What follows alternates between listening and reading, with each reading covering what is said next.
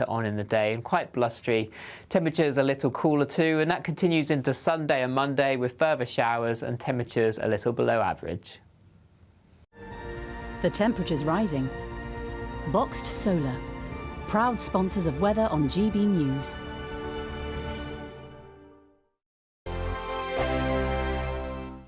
What you get for breakfast is something that, if we do our jobs right, you will wake up to news that you didn't know the night before. It's a conversation. It's not just me and Eamon. We want to get to know you, and we want you to get to know us. From 6, it's Breakfast with Eamon and Isabel. Monday to Thursdays on GB News, Britain's news channel. Westminster is going around in ever-decreasing circles, followed by the media. Britain is broken. How on earth did we get into this mess? But more importantly, how do we get out of it? Join me at 7 p.m, Mondays to Thursdays on Farage, here on GB News. We will have open, rational debate. We've got to work out how Britain moves forward from this. Join us here on GB News, the People's Channel. Britain is watching. When the news happens, it happens here. And really important breaking news. Breaking news this morning. On TV, radio and online, the news starts here on Britain's Newsroom. All the biggest stories and the answers that you need from across the UK and beyond. Join Britain's Newsroom from 9:30 on GB News. The People's Channel, Britain's news channel.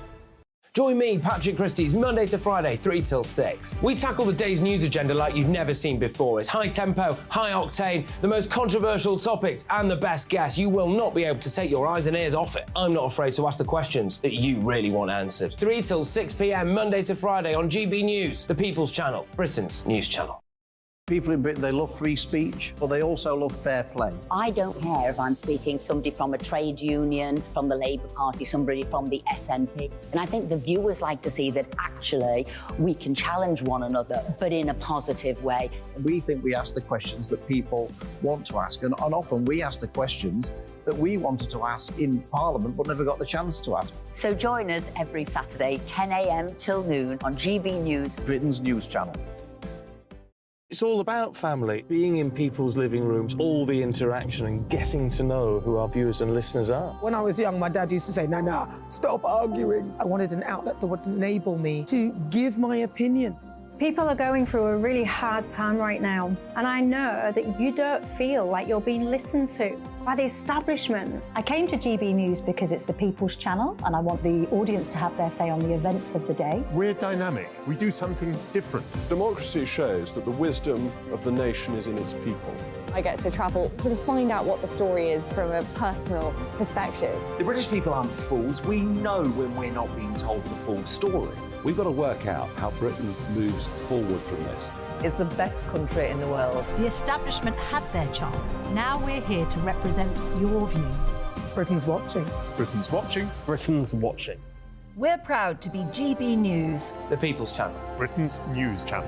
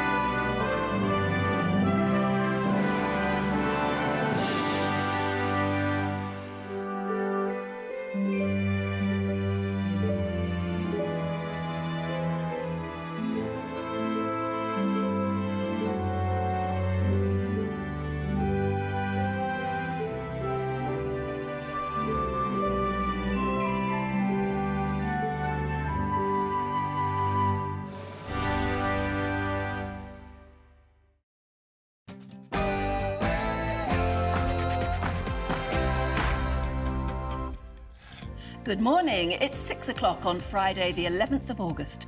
Today, the government has been criticised for wasting public money to promote a left-wing project in the form of a woke think tank. And junior doctors in England will begin a 4-day walkout today as the bitter pay dispute with the government continues. It comes as Health Secretary Steve Barclay claims strike action by doctors serves only to harm patients. And Sir Mick Jagger and Keith Richards have been honoured in their hometown of Dartford in Kent with a pair of statues to celebrate their musical achievements with the Rolling Stones. If you're listening on the radio, quite funny, really. It's more like Princess Diana than Mick Jagger. I'm not sure that's the greatest sort of facsimile. Anyway, very funny. So anyway, another weekend is on the way, and how will the weather look this time? Well, here is Greg Dewhurst from the Met Office. Low pressure starting to bring a change as we move towards the weekend, an increasing risk of showers as we move through the day. Find out all the details with me coming up soon. Yes, let's hope it's going to be another scorcher this afternoon at least. I'm Anne Diamond. And I'm Martin Daubney, and this is Breakfast on GB News.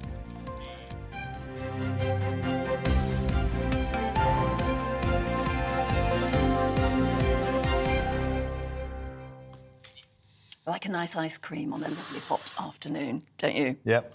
Your favourite?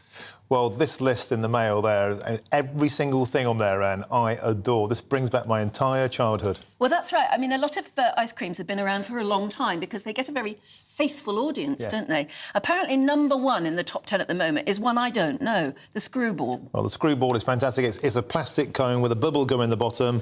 They put a whip into it, and then it's got either raspberry sauce or the fluorescent blue bubblegum sauce, little flake and a spoon. Fantastic. Fluorescent blue bubblegums. Yeah, lovely. You presumably have to get that from an ice cream man. Correct, yeah, from Mr. Whippy from the van, yeah. Yeah, absolutely. The one I used to like getting from the van was an oyster. Oh, yeah. And that was, again, the crispy sort of oyster-like shell. Oyster shape, opened up. Opened up, yeah, and it had a squadge of marshmallow in there, and then ice cream as well. Yeah, and all the sauce, all the hundreds and thousands, all the flakes of nut. Yeah, and talking of hundreds and thousands, I used to love one that I don't know whether we see anymore, called Fab. Yeah, Fab. It's you know, a lolly on a stick, but it's covered in hundreds and thousands. Yeah. Because when I was in Australia expecting baby #2, I had an absolute crush on them. Right. I had to eat, you know, several a day, and in Australia they weren't called Fabs, they were called Gay Times. Gay Times? The Gay Times, yeah. Yeah, I know. The Gay Times? I don't know whether they're called Gay Times anymore. Well. But if you know Australia, actually, if you're watching from Australia, good day. Yeah, do you still get Gay Times Hang in on, Australia? you do.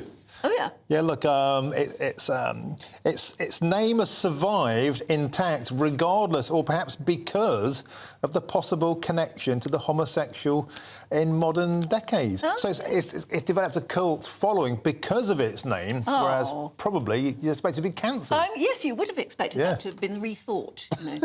I don't know who makes them, whether it was Walls or Nestle or somebody, but it was so funny because I was always going out and buying Gay Times, and they were so lovely. So that was nice when Fabs still are. But the top 10 list is Screwball, Funny Feet. Oh yeah, lovely feet-shaped ice cream. Calippo shots, which are useful, aren't they? Sort of in the tube. Exactly. Orange Maid. Brilliant. Yeah, perfect. Textbook. The Mivvy, another favourite, because that's the one that's ice cream on the inside, isn't it? That's right, yeah. Knobbly Bobbly, which I haven't heard of before. That's an FAB, a Fab, but with the hundreds and thousands all the way to the hilt. Oh, right. I think. Then there's a Zoom, which was a rocket-shaped one. Yeah. Sparkles. Yeah. Presumably something sparkly all over it. A Pizzazz, which I don't know. I haven't heard that one. And then Solero Shots. Yeah, Solero Shots, yeah. I would add to that list, my all-time favourite was the Count Dracula. Do you remember the Count Dracula? It was black on the outside and had a blood red middle, and it had Count Dracula on the label, and we couldn't wait to get one of them. Do they still make those? No, probably not. But when the ice cream van came down the road, that noise, just the embodiment of my childhood. You never get rid of ice cream vans. Yeah, the heat waves, the joy of it. Yeah, absolutely. It gives you a real sense of nostalgia. And as I was saying, a lot of these favourites go back right to the 70s because they were always established favourites that came out every year. And Gay Time comes out. Gay Time hasn't gone out of fashion now. No, and let me know in Australia how they're selling the Gay Time, whether it's a golden Gay Time, which looks like a nutty one. Yeah. But the real proper Gay Time was just covered in hundreds and thousands. Only at the top, I think. But, and it had coconutty. Oh, I'm getting nostalgic now. It does make you very nostalgic, doesn't it, thinking of those childhood treats. If you treated yourself to an ice cream yesterday, or you're going to this afternoon, what was it? Let us know. gbviews@gbnews.com. Let us know if you enjoyed some Gay Time yesterday. Yeah, OK. Now, taxpayers are set to spend £5 million on a think tank to promote social justice. And this has been condemned as shameful by a Conservative peer. Yeah, UK Research and Innovation, a quango funded by your taxes, announced a new programme responsible for diversifying the research community. Lord Moylan has criticised the government for wasting public money to promote a left-wing project. And I suppose you would think, wouldn't you, is now the time to be spending millions on a think tank. Let's speak now to Kevin Schofield, political editor at HuffPost UK. Hello there, Kevin. Do you remember when, was it George Osborne said he was going to have a bonfire of the quangos? That's right. And managed to save an awful lot of money in doing so. Do you get this feeling that we're going backwards and we're going to see more of these think tanks that sort of maybe are a lot of hot air?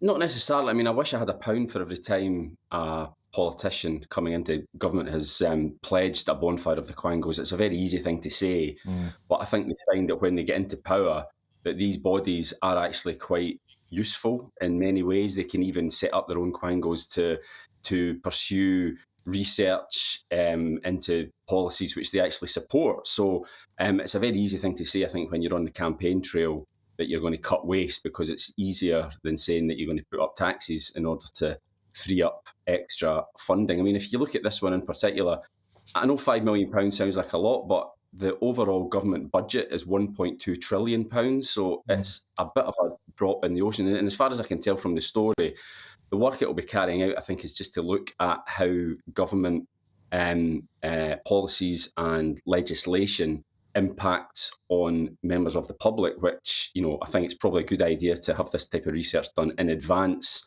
rather than bad law being made, which then you have to change further down the line, you know.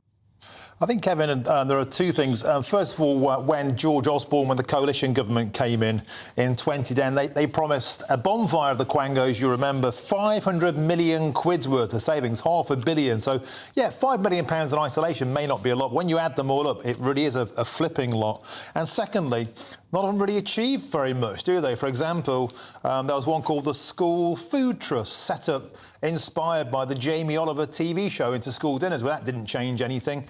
The Gangmasters Licensing Authority set up in woke of the Morecambe Bay disaster with the cockle pickers. That also didn't achieve anything. A lot of these things are set up because it makes government seem like they're doing something, but actually it achieves very little. And I guess the second question is the timing.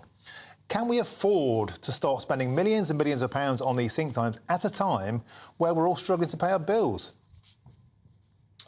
No, you're right, and I do well remember George Osborne saying that. I remember other politicians saying it in the past as well. As I say, it's a very easy pledge to make, because you can say, well, look, we need money for this particular project or this particular policy.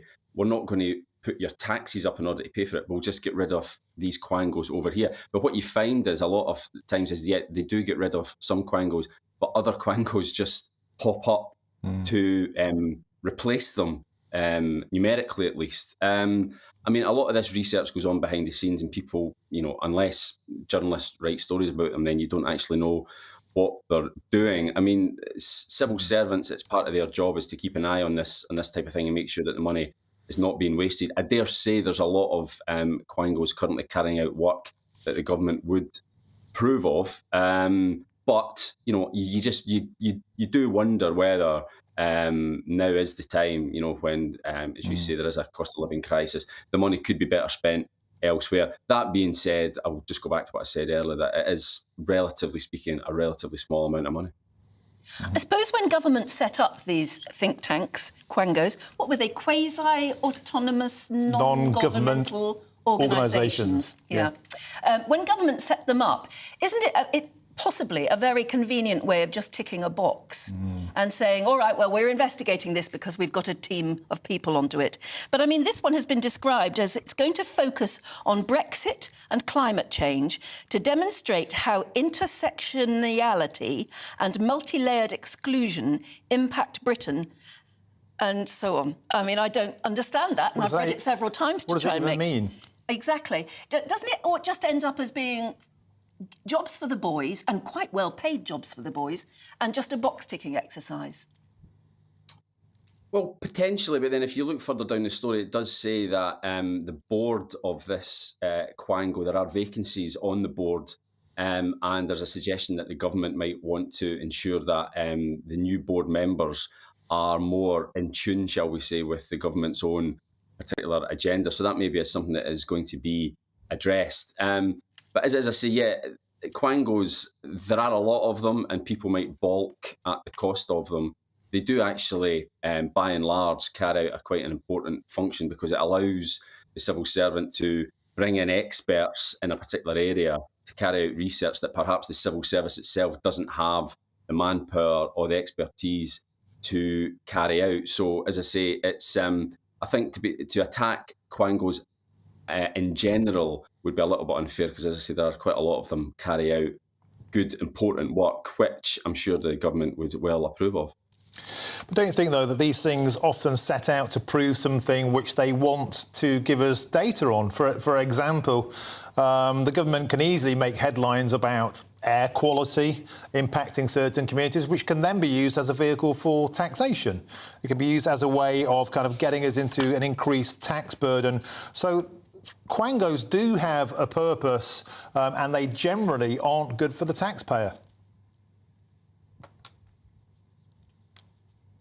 We've got a different guest in the box there. Indeed. I think we've got a slight problem there, which we'll try and remedy. I'm presuming that's Roy Lilly. Oh, no, you've come back. Here's Kev. Come back. Kevin's come back. Did you hear the question, Kev? I did, yes. Yes. Yeah, so basically... all I was saying, some Quangos, you know, will no doubt carry out work which, on behalf of the government to back up research, to back up policies that the government wants to implement. Whether or not a Conservative government would want to use these types of Quangos to as an excuse to increase taxes, I find that pretty doubtful, particularly at a time when, as we all know, the tax burden is at its highest it's been in over since the Second World War. OK, well, we'll leave it there before we lose you again by accident. It's nice to talk to you this morning. Thanks very much indeed. Yeah, I don't know how you... Have you ever belonged to a Quango? Well, I got involved in an advertising one once, and they were trying to set out that there was sexism in advertising, and they wanted the headline to be there were too many scantily clad women in advertising. What actually happened, Anne, was that the most complaints was about an advert which portrayed a dad as utterly useless at Christmas because he ruined Christmas Day. Oh, I remember that. It was for Asda. Yes. And the mother, the wife, swept in and saved the day, and there was a huge amount of complaints from housewives who were saying, don't be so mean to dads. So they did a Quango to prove something, and the opposite came out. Be careful what you wish for. It was a complete and utter waste of time and money. But who paid for the Quango? Who paid? Taxpayers. Really? Yeah, taxpayers. Because I wouldn't have minded that if the advertisers had paid. Yeah. For everybody on board that Quango. But if the government is paying, that's a different thing, isn't it? Yeah, because they want this narrative to be out there that the world is damaging to women in terms of its portrayal of gender stereotypes and all the rest of it. But actually, no one really noticed or cared. The opposite came out. But the fact of the matter is this cost money, and it was just utter waste of time, in my opinion. And the other thing I would have thought that if you set up a Quango, but you've got MPs, and MPs have constituents, and they have surgeries on a Friday and whatever. Don't those MPs already know, members of government already know what people think of something? Well, you would hope that they spend a lot of time speaking to the members of the public, but in actual fact, we know they often don't. So this is their way of saying we're listening to the people, but it's a sample size of people who may agree with them, and you can always set out, Anne, to prove a headline by reverse engineering it. Yes, that's right. Like I could prove today that air quality was impacting people who from BAME backgrounds quite easily, because where do they live? Flyovers, they live near main roads typically, and therefore QED air pollution is racist. You could set out, you could do that via a Quango, and then that is used for government taxation policy. So there can be a nefarious thing behind it. Nefarious, but also good. I can see good intentions in it. If you've ever been a member of a Quango, then get in touch, please. gbviews@gbnews.com. Now, junior doctors in England are going to begin a 4-day strike from today as their bitter pay dispute with the government goes on. Yeah, speaking ahead of the walkout, Health Secretary Steve Barclay had this to say. course, I stand ready to have discussions with junior doctors in terms of other issues about their working conditions. But in terms of pay, we made a fair and final offer. We've accepted in full the recommendations of the independent pay review body process, and that is why the BMA should now call off their strikes. Well, let's now speak to former NHS Trust Chairman Roy Lilly with his thoughts. And it was you we saw earlier. It was, yeah. Thank you very much. I have been on Gwengo. Thank you for sticking around. Yeah, absolutely. Here we go again on 4 days of strikes now. And Steve Barclay doesn't appear to be conceding anything. So is this just going to go on and on? I mean, it can't go on for much longer, can it? It's causing such disintegration of our national health system, isn't it?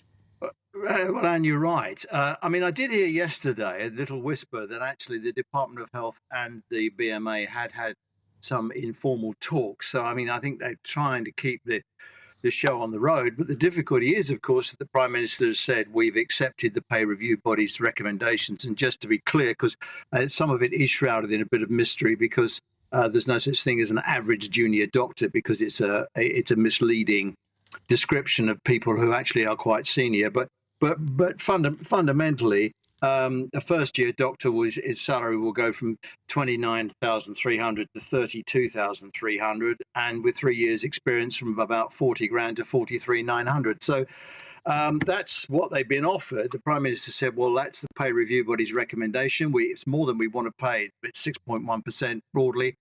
We'll pay it, and there will be no more talks. So that now, what we're now in, he's kind of boxed everybody in by saying there will be no more talks. Well, if there are no more talks, the junior doctors are balloting to extend their strike action if their current mandate runs out at the end of this month.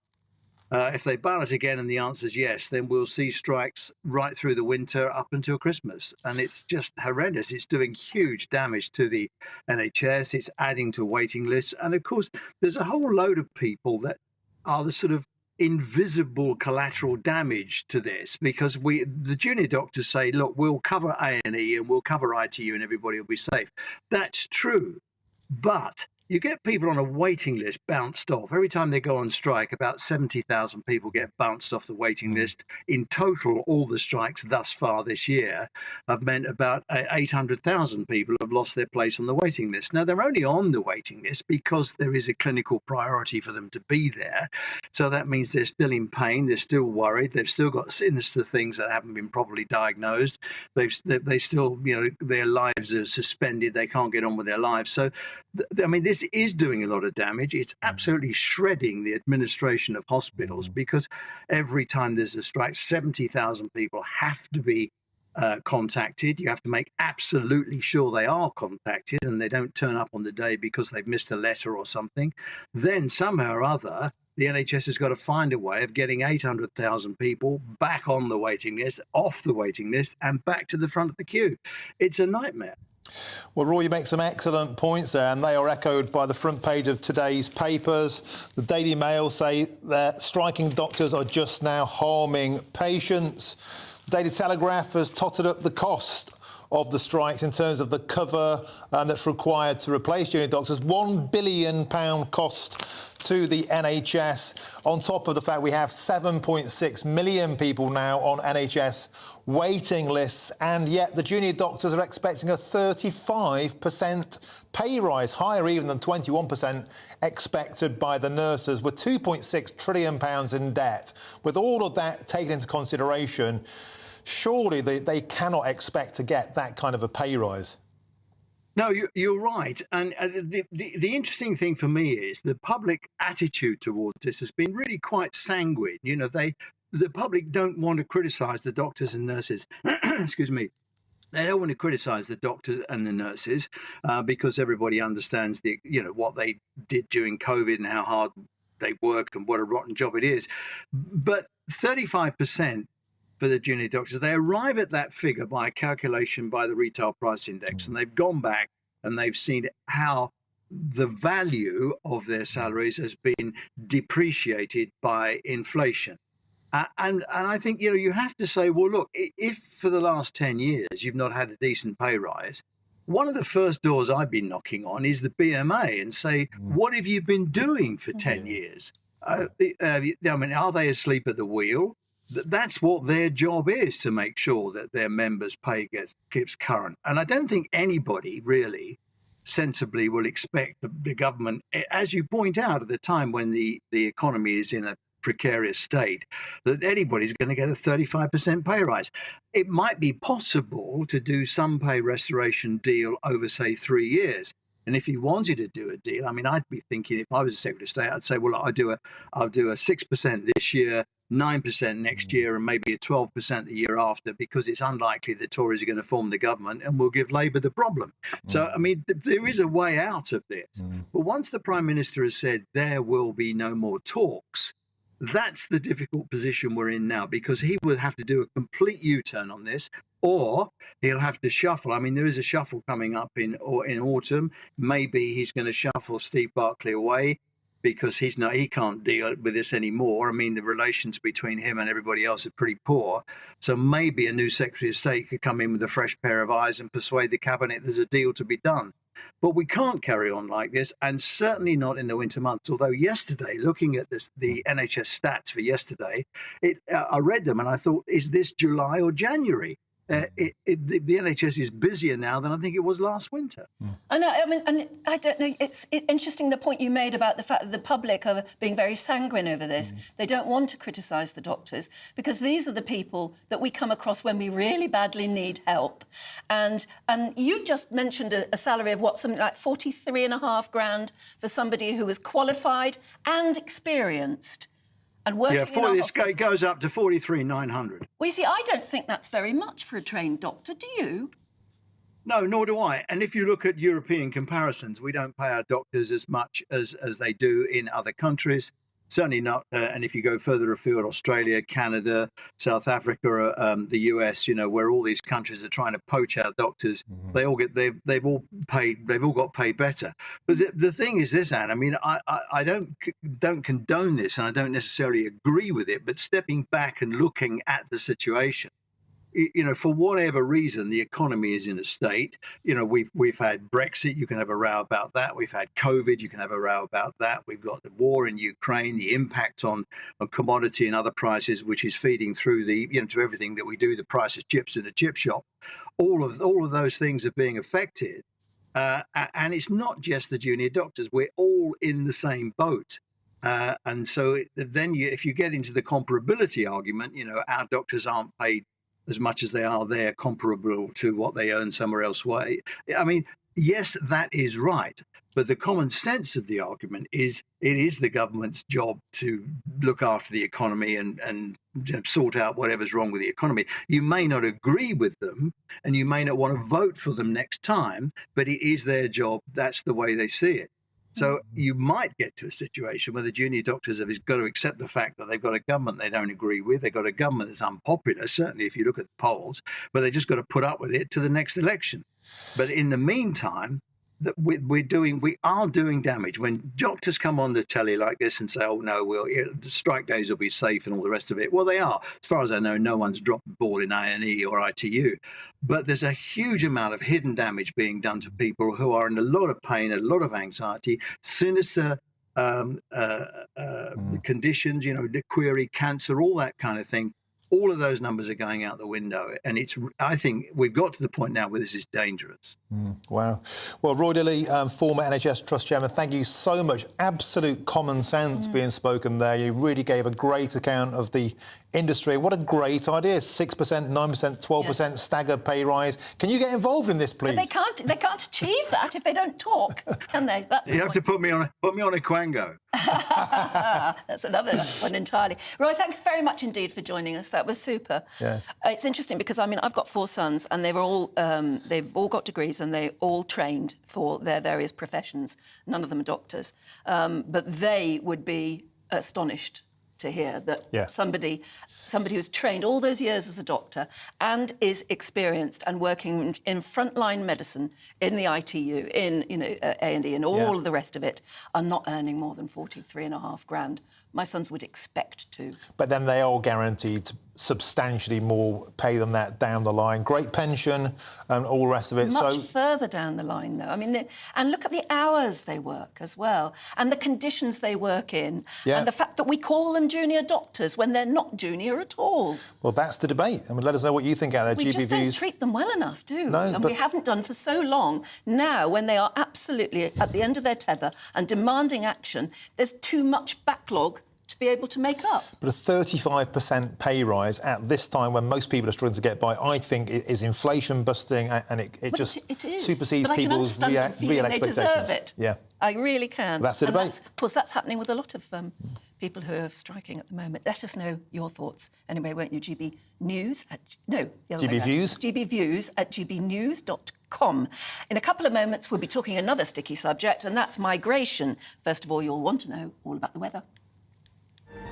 That warm feeling inside.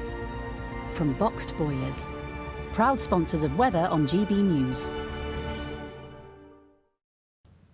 Hello there, I'm Greg Dewhurst. Welcome to your latest GB News weather. The day ahead, plenty of sunny spells, though we will see a scattering of showers move in, and still feeling quite warm in the east. And looking at the picture first thing, a lot of cloud around, some mist and murk, some drizzle in places, but this should slowly lift and break to allow sunny spells for most of us, though then this will allow the scattered showers to develop, particularly across the north and the west. Some of these could be heavy at times, perhaps some thicker cloud and showery rain pushing into southeast England for a time too. Across the southeast, still warm in any sunshine, highs around 27. A little fresher further north and the west, temperatures in the low 20s, with that southwesterly wind picking up as this area of low pressure starts to move in from the Atlantic. So we'll see an increase in showers and spells of rain across this part of the world as we move into the early hours. Clearer spells elsewhere, perhaps 1 or 2 showers still possible across the far southeast. And temperatures a little lower than recent nights. Tonight we're looking at 14 or 15 degrees, so still on the warm side for the time of year to take us into the weekend. That low pressure centre is slowly moving in, so bands of showers and outbreaks of rain pushing in.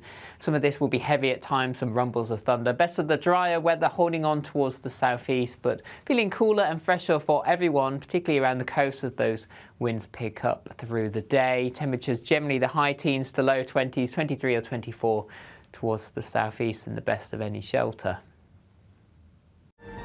That warm feeling inside. From Boxed Boilers, proud sponsors of weather on GB News. Well, never mind the serious news. What about the really, really serious news, which is when the sun comes out and it's a glorious day like it was yesterday, what sort of ice cream do you favour? And I was wondering whether or not we had anyone watching from Australia who could tell me whether Gay Times are still sold in Australia, because I had an absolute crush on them when I was pregnant and living in Australia in 1988. And Bruce in Brisbane, yay, says, good day from Australia. Yes, Gay Times are there, still on sale. He's going to have one this evening. They're an awesome lolly, he says. By the way, go Lionesses. Yeah, and Jim echoes that. Yes, Anne, we still love our golden Gay Time down under. There you are, you see. Golden Gay Times, they're still on set. They're absolutely fabulous lollies. Peter says, my classic ice lolly, fruit-flavoured stripes around the outside and chocolate in the middle. And Craig in Newcastle has underlined a forgotten classic. I'm sad I missed this off the list. I used to love a cider lolly from the Ice Cream Man, or a 99 with sherbet or monkey's blood. Monkey's blood was the raspberry sauce. That's the name for it, yeah. And lots of people like John in Peacehaven, morning, and Fred says it's fabs. You have to have a fab. And Michelle in Stanbridge says, I can't believe my 2 childhood favourites didn't appear on your list. The Toffee Crumble and the Feast. Oh, I remember the Feast. So the Feast was a bit like a fab, but it was milk coloured, was it? It was red and white? I don't know. I can't believe we're talking about it, really. Yeah, lovely. There you are. Your favourite ice creams, what you are going to treat yourself to maybe this afternoon. We'd love to hear. GB Views at gbnews.com. Coming next, can we stop migration? In what way? You're watching Breakfast on GB News. What you get for breakfast is something that, if we do our jobs right, you will wake up to news that you didn't know the night before. It's a conversation. It's not just me and Eamon. We want to get to know you, and we want you to get to know us. From 6, it's Breakfast with Eamon and Isabel. Monday to Thursdays on GB News, Britain's news channel. When the news happens, it happens here. And really important breaking news. Breaking news this morning. On TV, radio and online, the news starts here on Britain's Newsroom. All the biggest stories and the answers that you need from across the UK and beyond. Join Britain's Newsroom from 9:30 on GB News. The People's Channel, Britain's news channel. Join me, Patrick Christys, Monday to Friday, 3 till 6. We tackle the day's news agenda like you've never seen before. It's high tempo, high octane, the most controversial topics and the best guests. You will not be able to take your eyes and ears off it. I'm not afraid to ask the questions that you really want answered. 3 till 6 p.m, Monday to Friday on GB News, the People's Channel, Britain's news channel. Westminster is going around in ever-decreasing circles, followed by the media. Britain is broken. How on earth did we get into this mess? But more importantly, how do we get out of it? Join me at 7 p.m, Mondays to Thursdays on Farage. Here on GB News, we will have open, rational debate. We've got to work out how Britain moves forward from this. Join us here on GB News, the People's Channel. Britain is watching. People in Britain, they love free speech, but they also love fair play. I don't care if I'm speaking somebody from a trade union, from the Labour Party, somebody from the SNP. And I think the viewers like to see that actually we can challenge one another, but in a positive way. We think we ask the questions that people want to ask, and often we ask the questions that we wanted to ask in Parliament but never got the chance to ask. So join us every Saturday, 10 a.m. till noon on GB News, Britain's news channel.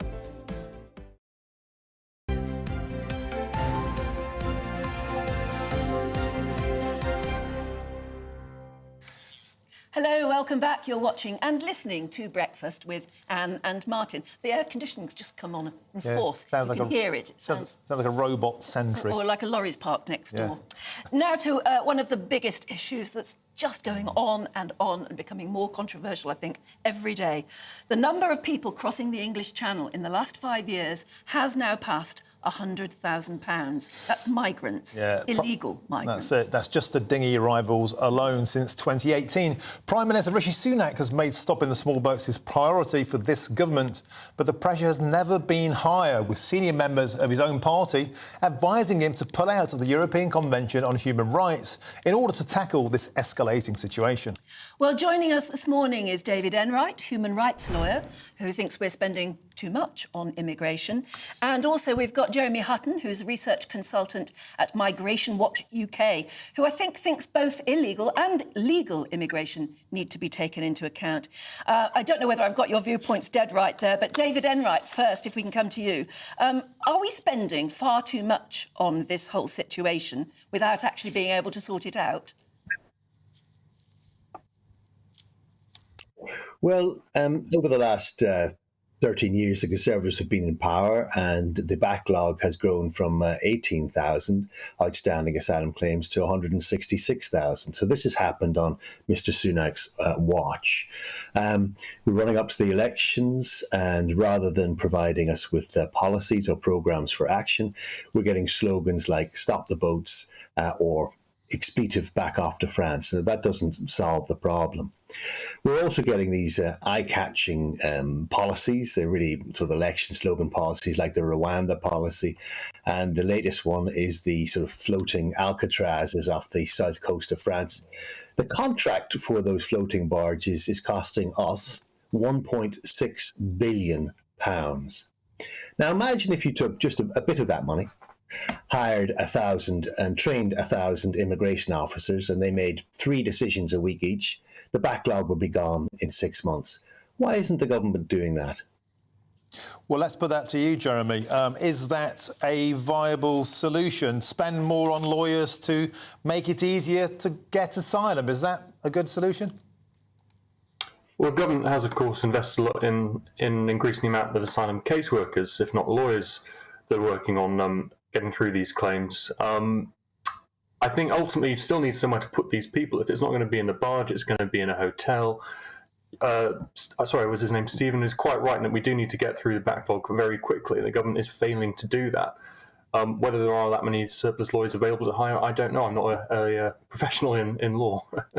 No, actually, David, isn't that a point that, I mean, we hear that the cases are being dealt with at 1 a week.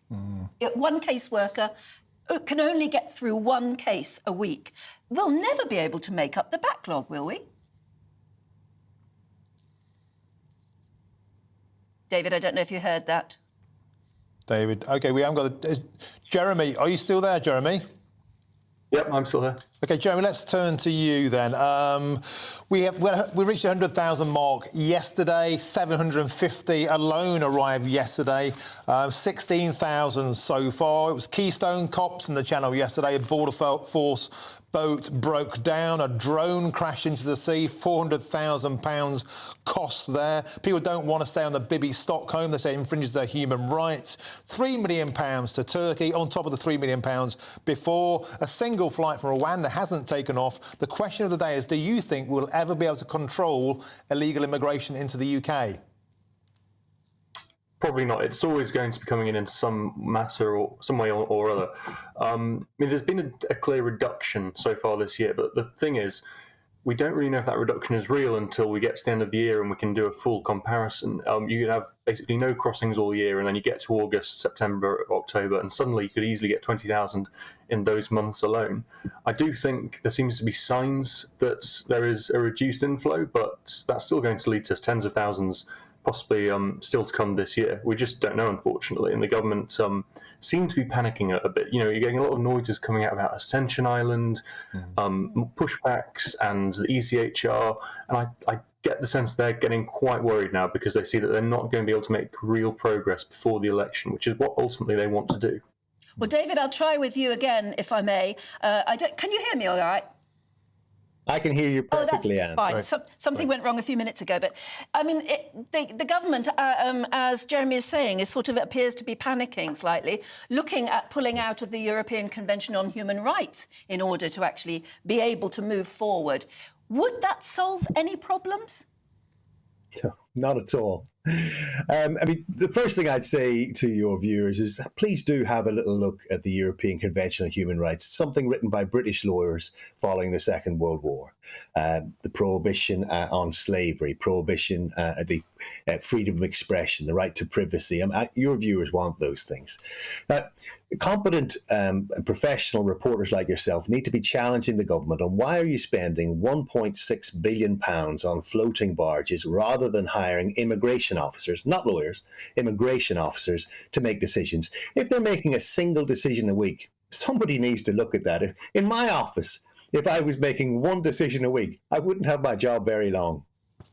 Yeah, but let me put it to you, David, that the ECHR was drawn up in a time of war, yet now the rules within are often used to protect people who deserve to be deported from the UK. For example, Abu Qatada, it took 12 years to deport him to Jordan, where he faced life in jail for conspiring to carry out terrorist attacks on his own government. Yet the ECHR, because of his rights to a fair trial and a fair life in the UK, prevented us from getting him out of the UK. So here's something that starts off with good intent, you may argue, that's been used, in a sense, against Britain.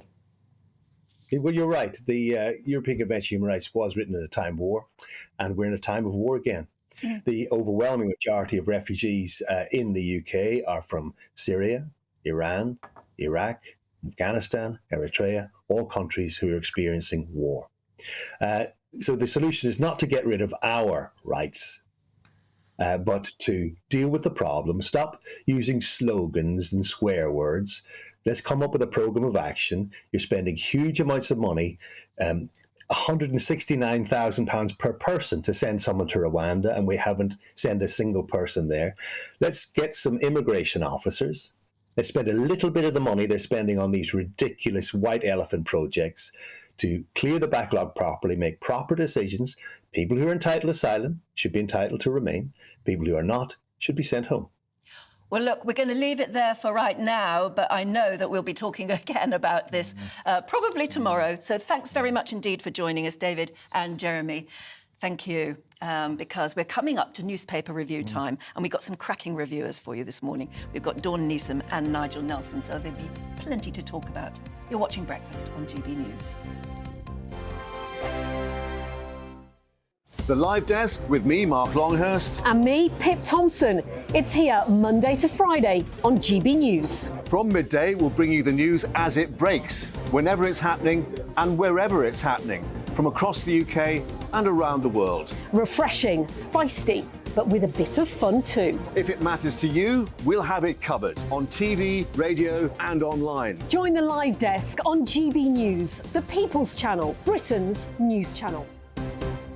So Jubes and Kerr, we tackle the issues of the day with real robust debate, both sides of the fence, battling it out with me in the middle with my forthright opinions and views. And often really interesting things happen because you start with a position and then by the end of the debate you find actually, well, I might not have thought about that one. What we need in this country is 2 new political parties. You should maybe think about doing a 2024 calendar. I'm Michelle Dewberry and I'm keeping you company right through until 7 o'clock this evening. GB News, the People's Channel, Britain's watching. Monday to Thursday, 9 p.m. till 11 p.m. Join me, Dan Wootton. I'll bring you the sharpest takes and hottest debates. Do you not believe in prisons? I don't believe in prisons. I'm completely stunned. I guarantee you there'll be no spin, no bias, no censorship. I actually was personally quite offended by it. And no reason to go to bed. So I guess they've always been quite woke. That's Dan Wootton tonight on TV, radio and online. Monday to Thursday from 9 p.m. till 11 p.m. on GB News. The People's Channel, Britain's news channel. In a world of dull and predictable radio and TV shows. Oh, hi. On Mark Dolan tonight, we've got big guests. We drill into the big stories of the day. The show adds up to a brilliant listening and viewing experience. Mark Dolan Tonight is the most entertaining current affairs show ever, and that's a fact. That's Mark Dolan Tonight, Friday, Saturday and Sunday from 9. Only on GB News, Britain's news channel.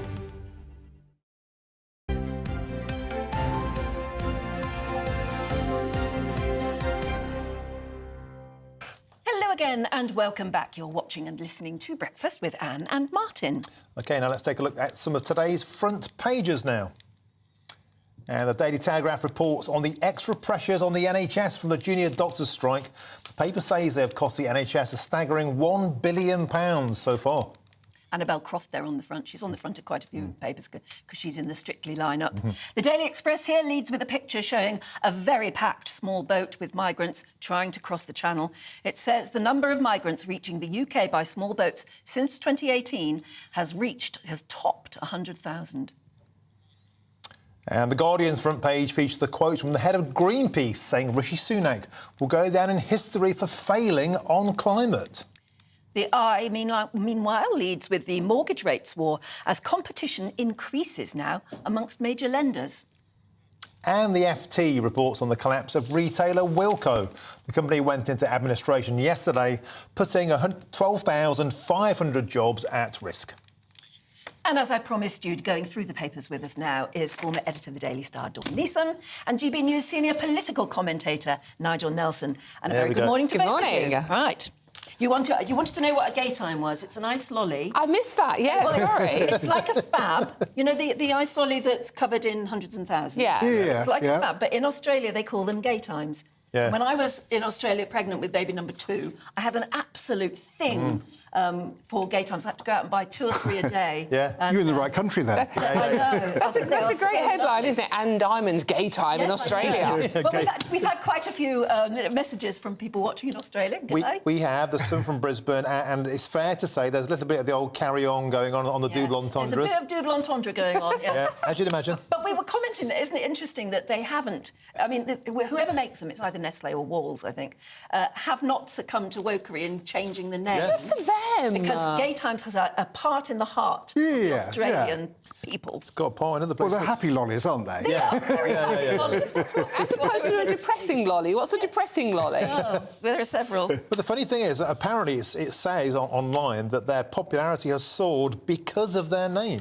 Perfect. They've developed a cult following, as you say. Get down to Sydney, have a go time. Absolutely. Probably get cancelled these days. Anyway. Some people still have a sense of humour, evidently. Thank goodness. Yeah, we need one at the moment, don't we, Dawn? You've been looking at the Times and, of course, the migration situation. Yes, you do need a sense of humour to look at the papers today. Again, the migration story is on most of them at one point or other. It's a staggering front page, that image. You can't see that online. Every time you look at these pictures, I hate myself for doing it, I'm going, where are the women? Where are the children? Yeah. They're all young, fit, fighting-age men. It's almost become a cliche now, but that's exactly what. But this is Russian migrant crossings takes Channel totally total passed £100,000. And if you're trying... £100,000? 100,000 in number. People, yeah. People, even. Now, if you're trying to get your head around what that actually means, that's like the population of Rochdale. Yeah. Basically. So it's quite a few people. And the RNLI rescued this latest boat full. And this, I think you were talking about it earlier on. They say they sort of like the Border Force boat broke down. Yeah. The drone, which cost us £400,000, crashed into the sea. So the RNLI had to go and rescue this latest group. And that's... meanwhile, we still have 136,779 asylum applications still to be processed. Yeah. And it's just, you know, one of Rishi's pledges, I mean, there were 5, weren't they? How many has he achieved? Not entirely sure. None. Pledged that he would stop this, and it's a 25% increase year on year. And Nigel shows no signs of ending. In fact, it's mentioned in the same article that today and tomorrow are what they call red days, basically perfect crossing opportunities. They're expecting the numbers, the records to be broken today and tomorrow again. But politically, this has become a central tenet of the next general election. This was a disastrous day for Rishi Sunak, acting tough on the ECHR, on Turkey, on the Ascension Islands, on all sorts of new deals, and yet these numbers come crashing in, Nigel, at the worst possible time for Rishi. Yeah, absolutely. And, I mean, he says that he should be judged by his 5 pledges. One of his 5 pledges is, I'm going to stop the boats. No chance now of doing that by the end of the year. I mean, I think that the trouble with figures like this is they ought to be put in context, because if you go back a bit, back in 2018, there were only 297 channel crossings. And what has been happening since then is they've been going up and up and up. But back then, we were also able to send 1 in 3 back to Europe. And this is the problem we've got at the moment, that we haven't got those returns agreements with European countries. The only returns agreement we have is with Albania. 90% of Albanians, there's been a cut of 90% in the number of Albanians coming over. So those kind of things work. What I'm failing to understand is why Rishi Sunak is not putting in place things that will A, discourage channel crossings, and B, are a bit more workable than the things he's doing at the moment. I mean, it just seems to me that Bibi Stockholm, Rwanda, all of them are a bit gimmicky. There's nothing there that will actually solve the problem. And I appreciate it's a global one. He'll need... Yeah, but he said he vowed to stop the boats. Exactly. He didn't vow to, you know, accommodate people when they get here. He vowed to stop the boats, and the boats haven't stopped. And in fact, as you said, because of the weather, we're going to see an awful lot more. It is, yeah. It was August, September, October last year saw the highest number of crossings. To be fair to Rishi Sunak, there has been a 12% decline year on year this month. The month's just gone. But I wonder if that's because we've had just a rubbish weather. Yeah, I think it is the weather, and if you look at the weather forecast for the days ahead, which looks like it's going to be good. That picture there, it's basically, look, the channel looks like a mill pond. Yeah, and the guys just sat on the edge, they're waving to the cameras. This is not a harrowing crossing. Why did we lose a drone? What happened to it? Do you know? Just got out of control and crashed. Operator error. Let's look into the politics of where the Mirror's looking at the moment, about Theresa Villiers and what she had interests in while she was also Environment Secretary. Yes, this is a strange one, that she had £70,000 invested in Shell. She didn't seem to notice this and has only recently declared it, and that's how we actually know about it. It does seem extraordinary if you have that kind of figure in fossil fuels when you're the Environment Secretary, when you're leading on climate change, that you didn't actually say, well, hang on, perhaps I should actually get rid of this stuff. Or at least declare it, which she was meant to do. She was meant to declare it, yes. I mean, any shareholding over £70,000 an MP must declare, and she clearly hadn't noticed the fact that she had a shareholding over £70,000 in fossil fuels. So she has apologised for it, but it's just an extraordinary lapse. And you'd think, when she became Environment Secretary, that the civil service normally get round their minister and say, no, what have you got tucked away there so we know if there's anything coming out? And she'd forgotten. To be fair, she did buy the shares before she was involved in the environment, and the fund was, I'm just playing devil's advocate here, by the way, the fund was looked after by a fund manager. Now, I don't have shares in anything, so I don't know necessarily how this works, but does They're always blind trust. You're absolutely right, if you're a minister, so she yes. might not have known. No, I mean, what happens is there's things like Rishi Sunak is very wealthy, but that wealth wealth is managed by other people. By other people, yeah. So they don't know the day-to-day workings of it. But when you're Environment Secretary, the first thing you think of is, what things have I got that might be embarrassing? Yes. So she ought to have known she had these things. I wonder how much of this, though, Nigel and Dawn, is just political tit for tat. I mean, we've seen, for example, Dale Vince, who donates to Just Stop Oil, donating £1.5 million to the Labour Party. So on the one hand, the Conservative press is weaponising the environmental credentials of the Labour Party. Is this just the same thing in reverse? They're trying to make, you're an evil consumer of fossil fuel. If we're talking about Shell and the political tit for tat, of course it is, because we were in the run-up to an election, so that's what the papers are doing. The Mail also had that story about Dr Graham Buss, didn't they, the Just Stop Oil leading member who had £1 million pension pot from, Shell. So it is that tit for tat, isn't it? So it's the papers doing what the papers do. We're talking of the environment, though. You've been looking at the front page of The Guardian and what Greenpeace have been saying about Rishi Sunak. Yeah, this is Greenpeace, who have written an open letter to Rishi Sunak saying he will go down in history for failing on climate. And they are also saying, well, he's not engaging with us anymore.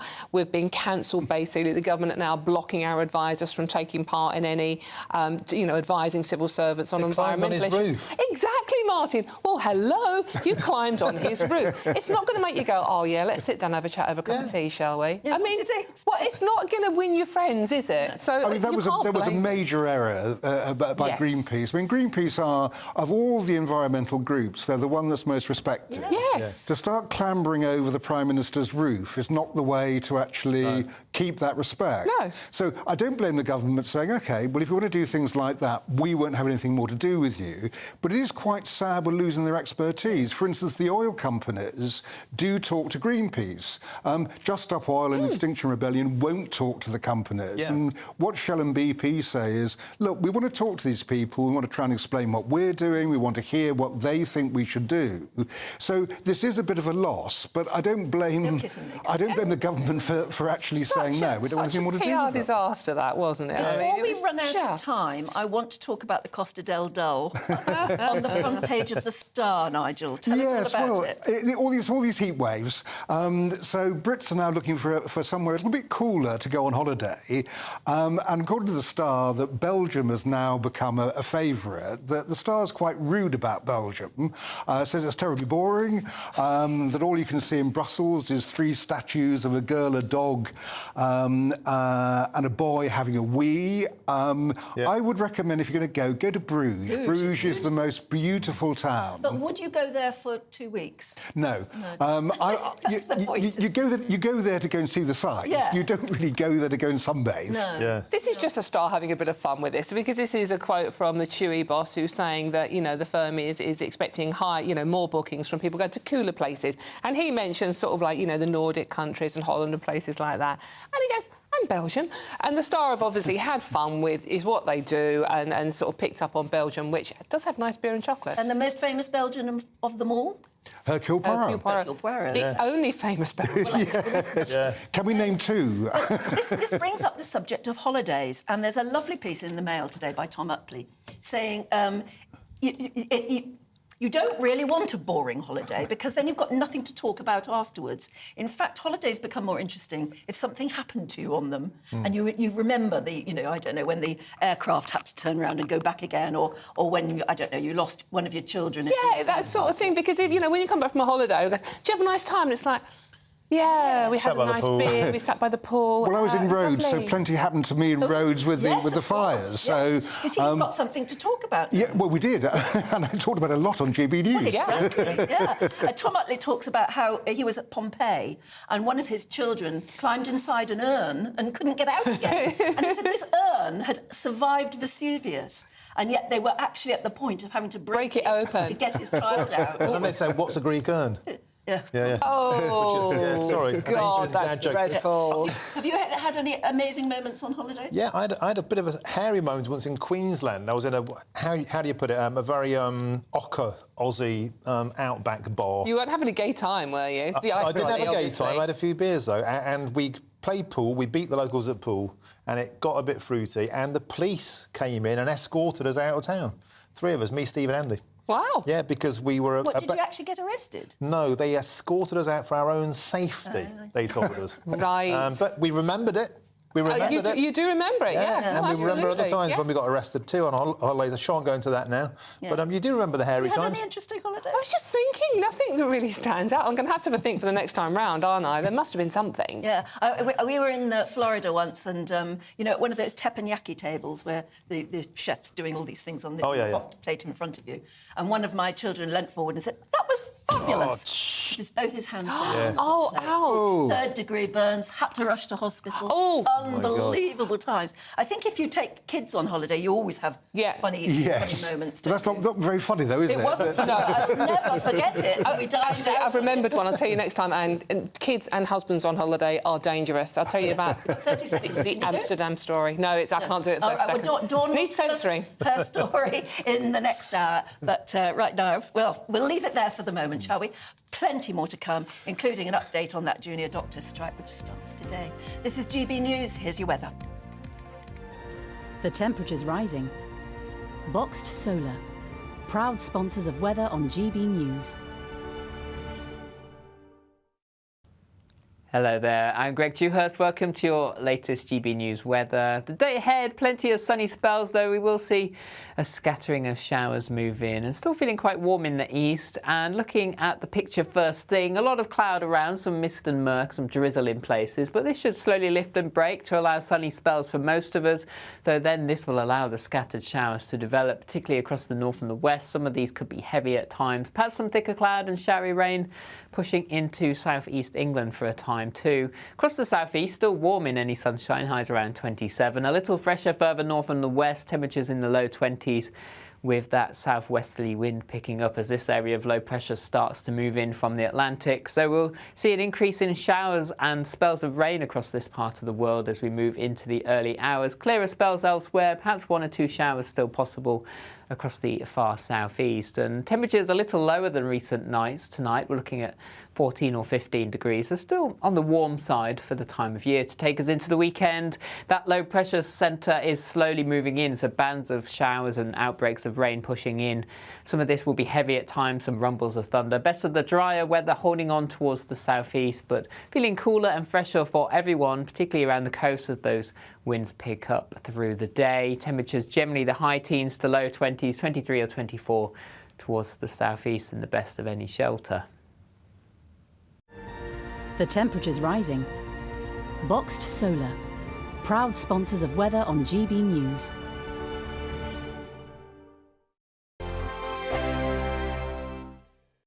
Monday to Thursday nights on GB News. At 6, it's Dubes & Co. 7 o'clock, Farage. At 8, join Jacob Rees-Mogg. And at 9, Dan Wootton Tonight, followed by Headliners. On TV, radio and online.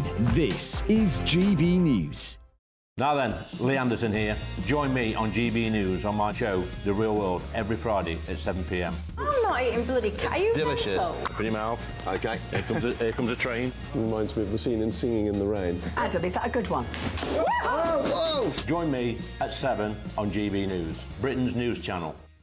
Join us every night on GB News at 11 p.m. for Headliners, which is 3 top comedians going through the next day's news stories, which is exactly what you need, because when the establishment has gone crazy, you need some craziness to make sense of it. So join us 11 p.m. every night on GB News, the People's Channel, Britain's news channel. I joined GB News because I was sick and tired of not hearing my views being represented, not just mine, but so many people that I knew and spoke to. I just couldn't get my voice out there. I couldn't say anything. I couldn't do anything. Whatever the narrative was, I kind of had to follow it. GB News is there to provide a voice for those who have been ignored by the establishment media. We think different things, we've got a different style. GB News is here to be optimistic and positive about the future. It's real kind of dynamic and flowing, with the audience very much at the heart of it, like a big family. Here at GB News, we talk about the things that matter to you. Hearing the voices from right across our towns and cities, especially our towns. All sides of the argument represented with a heavy dose of opinion. We're on a mission here to make a difference. And the GB News family really is here for you, and whatever time of day you can watch or listen. Britain's watching. Britain's watching. We're proud to be GB News, The People's Channel, Britain's news channel.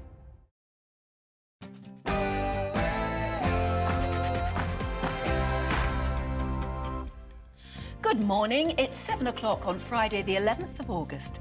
Today, the government has been criticised for wasting public money to promote a left-wing project in the form of a woke think tank. And junior doctors in England will begin a 4-day walkout today as the bitter pay dispute with the government continues. It comes as Health Secretary Steve Barclay claims strike action by doctors serves only to harm patients. And Sir Mick Jagger and Keith Richards have been honoured in their hometown of Dartford in Kent with a pair of statues to celebrate their musical achievements. Sorry, we're looking at these pictures again of the... is that meant to be Mick Jagger? It is. It looks like he's kind of been impaled by something. Yeah, Keith Richard one is a bit better, but I think trying to capture Mick Jagger in statue form is probably quite a challenge. Yeah, well, it certainly was a challenge for that sculptor because he looks like he's in agony. Anyway, another weekend is on the way, and how will the weather look this time? Here's Greg Dewhurst from the Met Office. Low pressure starting to bring a change as we move towards the weekend, an increasing risk of showers as we move through the day. Find out all the details with me coming up soon. Slightly dodgy weather, but what's your favourite ice cream for the sunshine? A very good morning, welcome. I'm Anne Diamond. And I'm Martin Daubney, and this is Breakfast on GB News.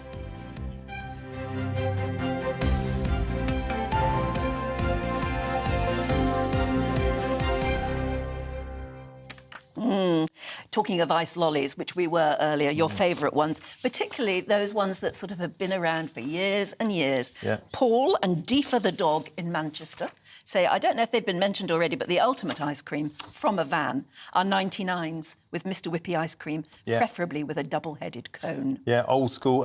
John, in the outer limits of the Highlands. Well, I hope it's sunny enough up there to have an ice cream. Says, as young kids, my siblings and I had our Fergie moments every week when we sucked the toes of Funny Feet ice cream. Yeah, of course. Funny Feet are very popular. And it's on the list. Yes. Vicky says Funny Feet lollies and Fat Frog lollies. Fat Frogs, I remember the Fat Frogs. Don't know those. Pam in Malden says Magnums for me now, but my old favourite was a Glow Joy. Now, I do not remember that. No idea They what came that in is. 6 flavours, and my favourite was banana. And top of the list was the Screwball. Screwball, of course, is the plastic cone with the bubblegum dropped in it, Mr Whippy on top, sauce on top, raspberry or the fluorescent blue bubblegum with a flake in it and a spoon. Woof, That perfect. sounds like an entire meal. Great. Screwball comes first, then Funny Feet, then Calippo Shots, then Orange Maid, which was a favourite of mine, classic. and the Mivvy next. A Knobbly Bobbly, which I haven't come across, but has got basically hundreds of thousands. But they're not like the long hundreds of thousands, they're like little balls. Yeah, little balls, yeah. Yeah. Then a Zoom, then a Sparkles, Pizzazz and Solero Shots. And my favourite's missing from there. Do you remember the Count Dracula? Black on the outside with the blood red vanilla ice cream and then a blood red centre. Perfect. And if you're watching in Australia, you'll know about the Gay Time, my favourite. It was like a fab, but in Australia they're called Gay Times. Yeah. Right, we've had lots and lots of views from you as well about the junior doctors, which we will be talking about in a couple of moments. I think an awful lot of people are wondering... Actually, they do seem to have sympathy with the fact they deserve more money, but that now it's not the time, and where do we find it at the moment? Is 43.5 grand enough to pay somebody who has gone through all of the doctor training and difficult training it is too, and then to have several years of experience and then working on the very front line? Is 43.5k enough for them, do you think? Yeah, Or do you think they deserve more? In any other profession, after all that training, you'd get paid a lot more than that. And actually, there's loads and loads of public sympathy from GB News viewers for the junior doctors. So let's move on to the debate, shall we, about this? Well, yes, the taxpayers are going to be having to find £5 million to pay for a think tank to promote social justice, which has been condemned as shameful by a Conservative peer. Yeah, UK Research and Innovation, a Quango, funded by taxers, your taxers, announced a new programme responsible for diversifying the research community. Lord Moylan has criticised the government for wasting public money to promote a left-wing woke project. Well, let's speak now to Mark Lehane, who's the former special advisor to Nadim Zahawi. A very good morning to you. Is it the time for think tanks that cost £5 million? Well, I mean, sadly, stuff like this is shocking but not surprising. Barely a week goes by where we don't read about this kind of stuff going on, funded by taxpayers, funded by your viewers, whether it's government departments being set up like this one or government agencies set up to do this kind of woke research, or whether it's existing bits of government spending lots of its time and money on that. Or sometimes it's about the government departments paying other organisations, charities and so on, to do this kind of stuff. And what it shows is that government ministers really have to keep their eye on the ball. If they don't pay attention to what's going on, stuff like this can just pop up without them realising it. Or even worse, government ministers can sign it off without necessarily knowing that it's going to end up doing this kind of stuff. Particularly with money being so tight now in the public sector, the cost of living crisis and all that kind of stuff. It's just not really acceptable that these things are being signed off.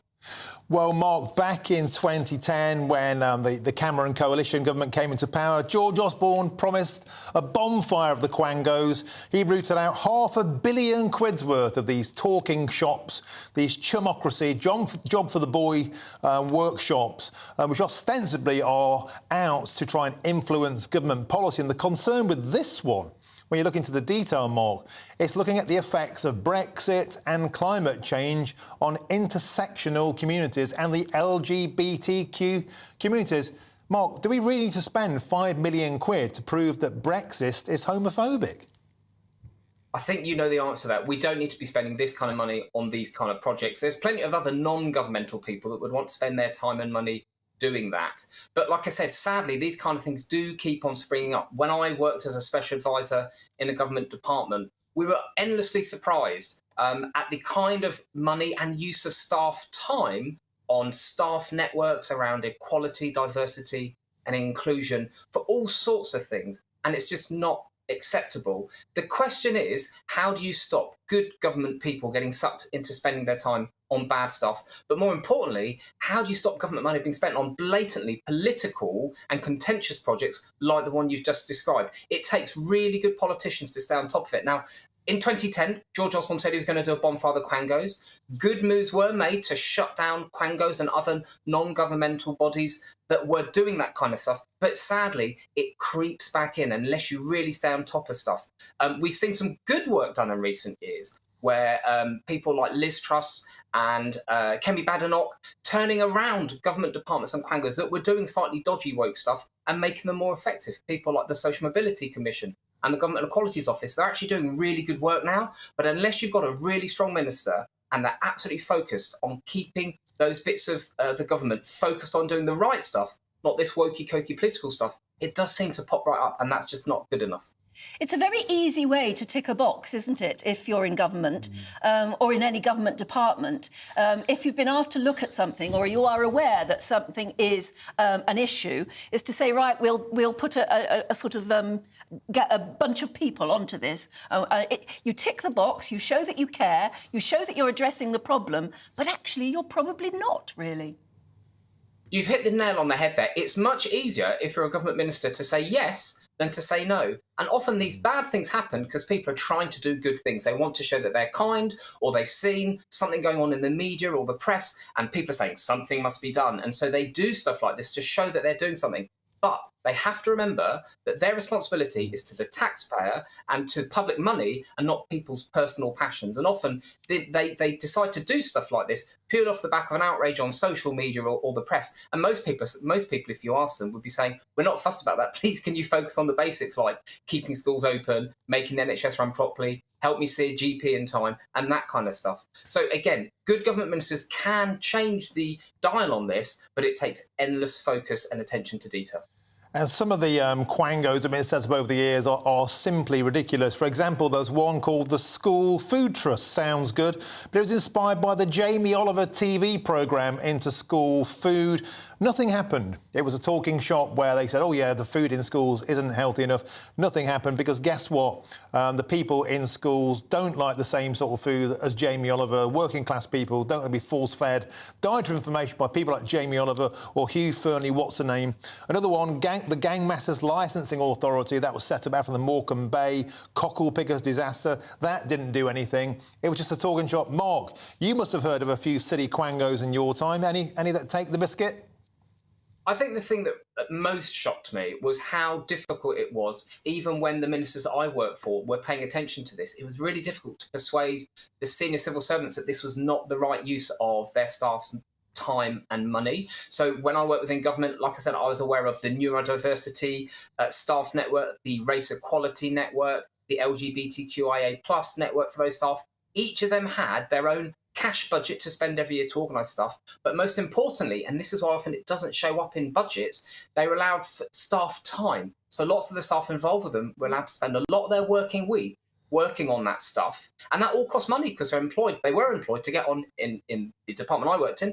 They were employed originally to get on and improve schools and education, but actually they're working on stuff like equality, diversity and inclusion. It's just not necessary. We can do better.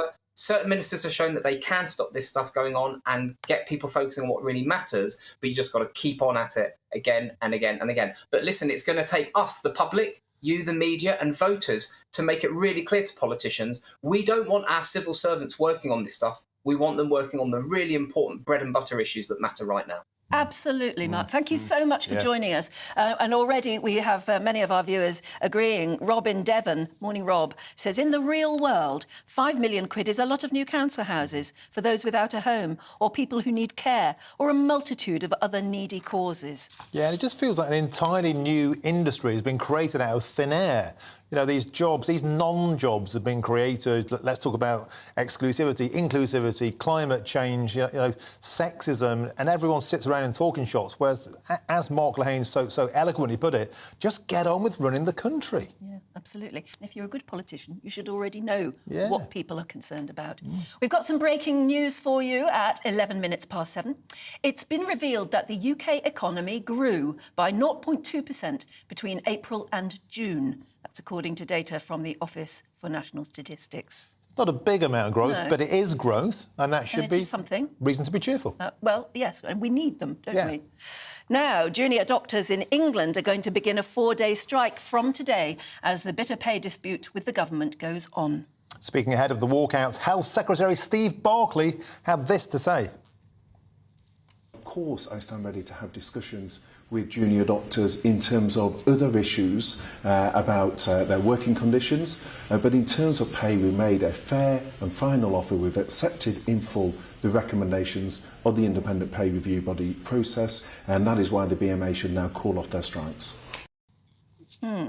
Let's now speak to former NHS Trust CEO, Dr. Peter Carter, with his thoughts. A very good morning to you. It doesn't look like even 4 days of strike is actually going to make any difference, does it? Well, good morning. No, unfortunately, this looks like it's going to run and run. And if I was advising the government, I would invite the doctors in and I would look to try to find a settlement, because this standoff between the two bodies is not getting us anywhere. And meanwhile, waiting lists are beginning to grow. And that's affecting the public, and it's also affecting morale. And it's also affecting the budget of the health service. So I think it's incumbent on the government to be prepared to say, OK, let's get together, let's have a rethink. How can we find a way forward? Yeah, Peter, this is front page news today. There's exasperation. The Times saying strikes push NHS to the brink with 1 million appointments cancelled, record waiting lists of 7.6 million. The Daily Mail, striking doctors are just harming patients, is what they're saying. And the Daily Telegraph, the £1 billion cost of the junior doctors' strike, and they're working out the cost in terms of providing emergency cover. So a huge expense, with the patients being at the brunt of this. Yeah, absolutely. Look, you can't have tens of thousands of junior doctors going on strike without it having an impact. But where I think the government are getting this wrong, in my view, is that yesterday the Prime Minister was saying that it's the effect of the junior doctors that's having the causing the long waiting list. Well, over 7 million people were waiting before industrial action started. And what the government should be looking is at the long-term underlying causes of that. Look, it's very unfortunate that this current government have inherited a mess that started with austerity back in 2010 that went on for far too long. And that underinvestment, the chickens for that are coming home to roost. Now, I would say that the decent thing to do is to get the doctors in, I would offer them a 10% pay rise. That still wouldn't be anywhere near what they were asking for, but I think that would be a reasonable offer. And the Institute for Public Policy and Research estimate that if all health workers had had a 10% pay rise, it would have made 0.4% impact on inflation. So the impact on inflation would be minuscule, but by golly, a 10% pay rise would do so much to, first of all, settle the current dispute, but would have done so much to have helped morale across the board to all health workers, not just the doctors. I mean, the problem is we are going to lose our doctors if we don't look after them better, aren't we? We've got so many people already writing in saying the doctors deserve a decent pay rise, maybe not the 35% now, but something needs to be done. Cooper says, my son is a consultant now, and he has been through the junior doctor system. He's now moved to Ireland because he's got no confidence in this country to deal with all the issues around doctors. Morale must be falling, mustn't it? Yeah, and look, you're right. Look, we still have some of the finest medical training in the world. Last autumn, I was in Australia and I met a number of doctors and indeed nurses and physiotherapists who trained in the UK. They had great training, but they went to places like Australia, and there are many other countries that I could go on to make reference to, where you do get a better rate of pay, but you also get better working conditions. So what I would do is to acknowledge, particularly during the pandemic, the impact that COVID had on health workers was immense. But remember, every day, junior doctors, nurses, physios, and indeed people like domestics and porters were turning in every day to the very place that most of us were trying to avoid, hospitals full of COVID. And this would have been an opportunity for a bit of payback, a bit of reward for that amazing effort that people have done. The public supports it. I suspect many politicians across the board support it. And now, as I would say, is the time for the government to say, look, we're going to have a rethink. And it's not a climb down. It's not a weakness. In fact, I actually think it's a strength when people are prepared to say, we need to have a relook at this because we want to put an end to these damaging industrial disputes. Dr. Carter, you suggest a 10% pay rise. That would in itself cost billions of pounds every year, but the actual paid demand is 35%. And that's backdated, of course, pay to 2008, when junior doctors claim their pay effectively hasn't moved forward since then. But we're £2.6 trillion in debt as a nation. 35%, is simply for the birds, isn't it? Well, that's the opening bid from the BMA. And as always, people set out their stall. And then what you do is you get around the table and you see if you can come to something that's reasonable. Now, I can't speak for the BMA or the junior doctors, but I suspect if they were offered 10% with no strings attached, I think the vast majority would say, OK, it's nowhere near what we wanted, but it's a good deal in these current difficult times. I mean, the nurses ended up with, and other health workers only ended up with just over 5%, which was not a good deal at all. I think that the government could put this to bed and move on. As for the £2 trillion worth of debt, you're absolutely right. But that's not going to be paid off in my lifetime, or I suspect in your lifetime. It would make a tiny impact on that debt, but it would go a long way to restoring confidence and morale in the health service. One of our viewers, David, says, I do feel for the doctors, especially at the lower end. And of course, they have to pay back their university loans as well.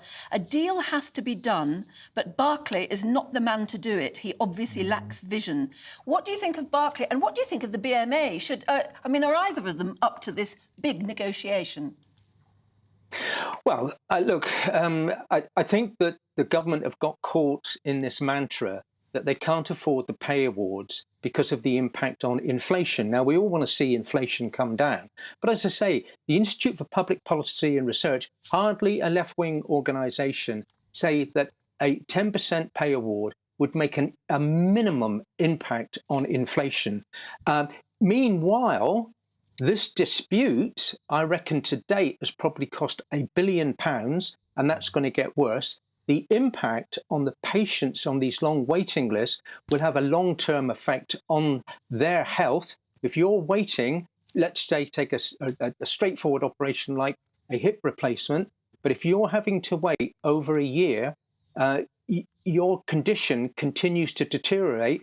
You end up having more complex surgery. You end up having a longer stay in hospital, which would cost even more. And that impacts, again, on waiting lists. So you've got to try to find a way of bringing this to a halt now to stop people's conditions deteriorating even further and to begin to make an impact on those over 7.5 million people that are on these waiting lists. So, and I don't think it's about any individual. I think the government have got themselves caught into this. They boxed themselves into a corner by saying that they're not going to do anything about it because of the impact of inflation. And I think that that's a big mistake. Right, we'll leave it there. Let's hope it doesn't go on and on, that we won't be talking that much again in the future, but I'm sure we will. For the moment, thank you very much indeed for joining us, Peter Carter. Thank you. Yes, a lot of people watching at the moment got steam coming out of their ears over this one. Jan says junior doctors in Australia do not have to look after so many patients, so they have an easier life in Australia. Pay is slightly more, perks are better. We are a sick, overpopulated country and we're getting worse. It has to be said, despite the fact the media are taking quite a dim view of this because an extra 1 million people will be having their appointments cancelled, so far the support has very much been in the camp of the junior doctors from you guys out there. Lynn in Devon says this: we pay far, far too much to people who don't deserve it, such as footballers. We pay far too little to those who do deserve it. Yeah, absolutely. Interesting. Steve says, here's a solution. Give the junior doctors a decent pay rise and take the money off the politicians' salaries and pensions. We need doctors, but we don't need politicians. They're a waste of space. We need good politicians, don't we? Well, we certainly need a good politician to try and get this deal through. Maybe Steve Bulkeley isn't meeting those criteria. Could be a reshuffle. Val says maybe 40 grand sounds a lot, but not really after tax, NI and the loan those doctors need to pay back. So, you guys out there are really supporting the doctors on this one. Well, keep your views coming in, won't you? gbviews@gbnews.com. We'll be taking a break in a moment. First of all, you'll want to know about today's weather. A brighter outlook with Boxed Solar. Proud sponsors of weather on GB News. Hello there, I'm Greg Dewhurst. Welcome to your latest GB News weather. The day ahead, plenty of sunny spells, though we will see a scattering of showers move in and still feeling quite warm in the east. And looking at the picture first thing, a lot of cloud around, some mist and murk, some drizzle in places, but this should slowly lift and break to allow sunny spells for most of us, though then this will allow the scattered showers to develop, particularly across the north and the west. Some of these could be heavy at times, perhaps some thicker cloud and showery rain pushing into southeast England for a time too. Across the southeast, still warm in any sunshine, highs around 27. A little fresher further north and the west, temperatures in the low 20s, with that southwesterly wind picking up as this area of low pressure starts to move in from the Atlantic. So we'll see an increase in showers and spells of rain across this part of the world as we move into the early hours. Clearer spells elsewhere, perhaps 1 or 2 showers still possible across the far southeast. And temperatures a little lower than recent nights. Tonight we're looking at 14 or 15 degrees, so still on the warm side for the time of year to take us into the weekend. That low pressure centre is slowly moving in, so bands of showers and outbreaks of rain pushing in. Some of this will be heavy at times, some rumbles of thunder. Best of the drier weather holding on towards the southeast, but feeling cooler and fresher for everyone, particularly around the coast as those winds pick up through the day. Temperatures generally the high teens to low 20s, 23 or 24 towards the southeast and the best of any shelter. A brighter outlook with Boxed Solar. Proud sponsors of weather on GB News. In a couple of moments, we're going to be having a closer look at those amazing statues of Mick Jagger and Keith Richards in Dartford in Kent. Yeah. And I would say if you're going to raise a statue to somebody, it should at least look like them. Isn't it amazing how many statues don't look like the person they're meant to be paying tribute to? Yeah, especially the, well, we'll see after the break, but the statue of Mick Jagger, I think, leaves something to be desired. Stephanie Tetchy will be here telling us all about it.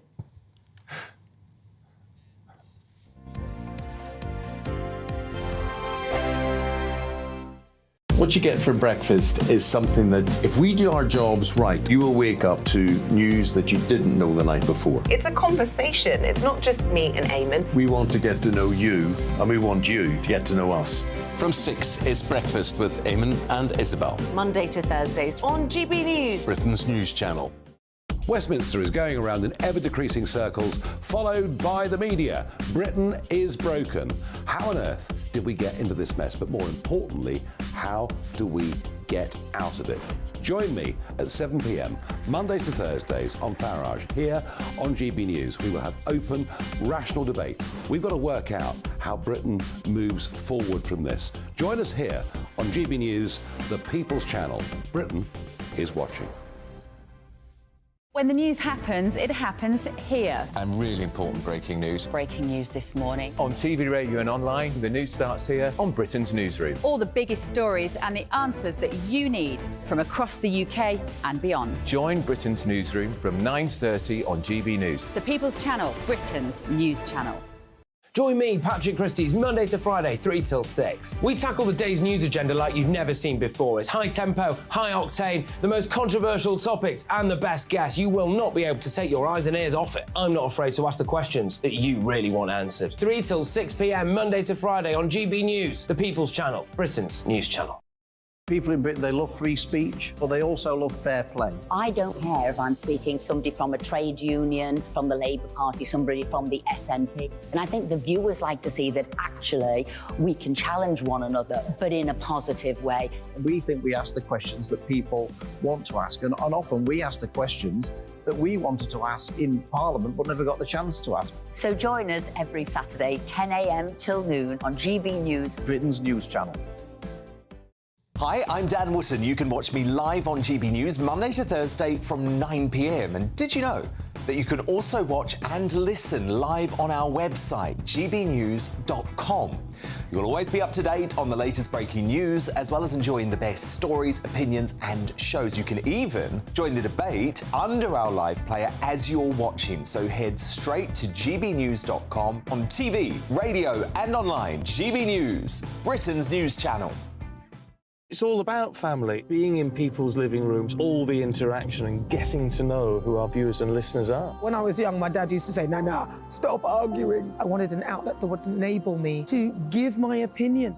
People are going through a really hard time right now, and I know that you don't feel like you're being listened to by the establishment. I came to GB News because it's the People's Channel, and I want the audience to have their say on the events of the day. We're dynamic. We do something different. Democracy shows that the wisdom of the nation is in its people.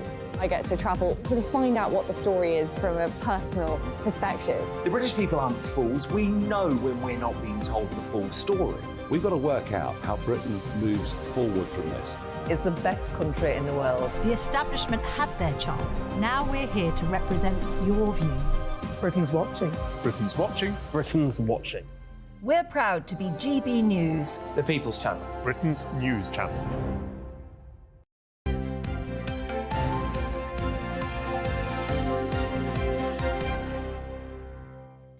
Welcome back. You're watching and listening to Breakfast this morning with Anne and Martin.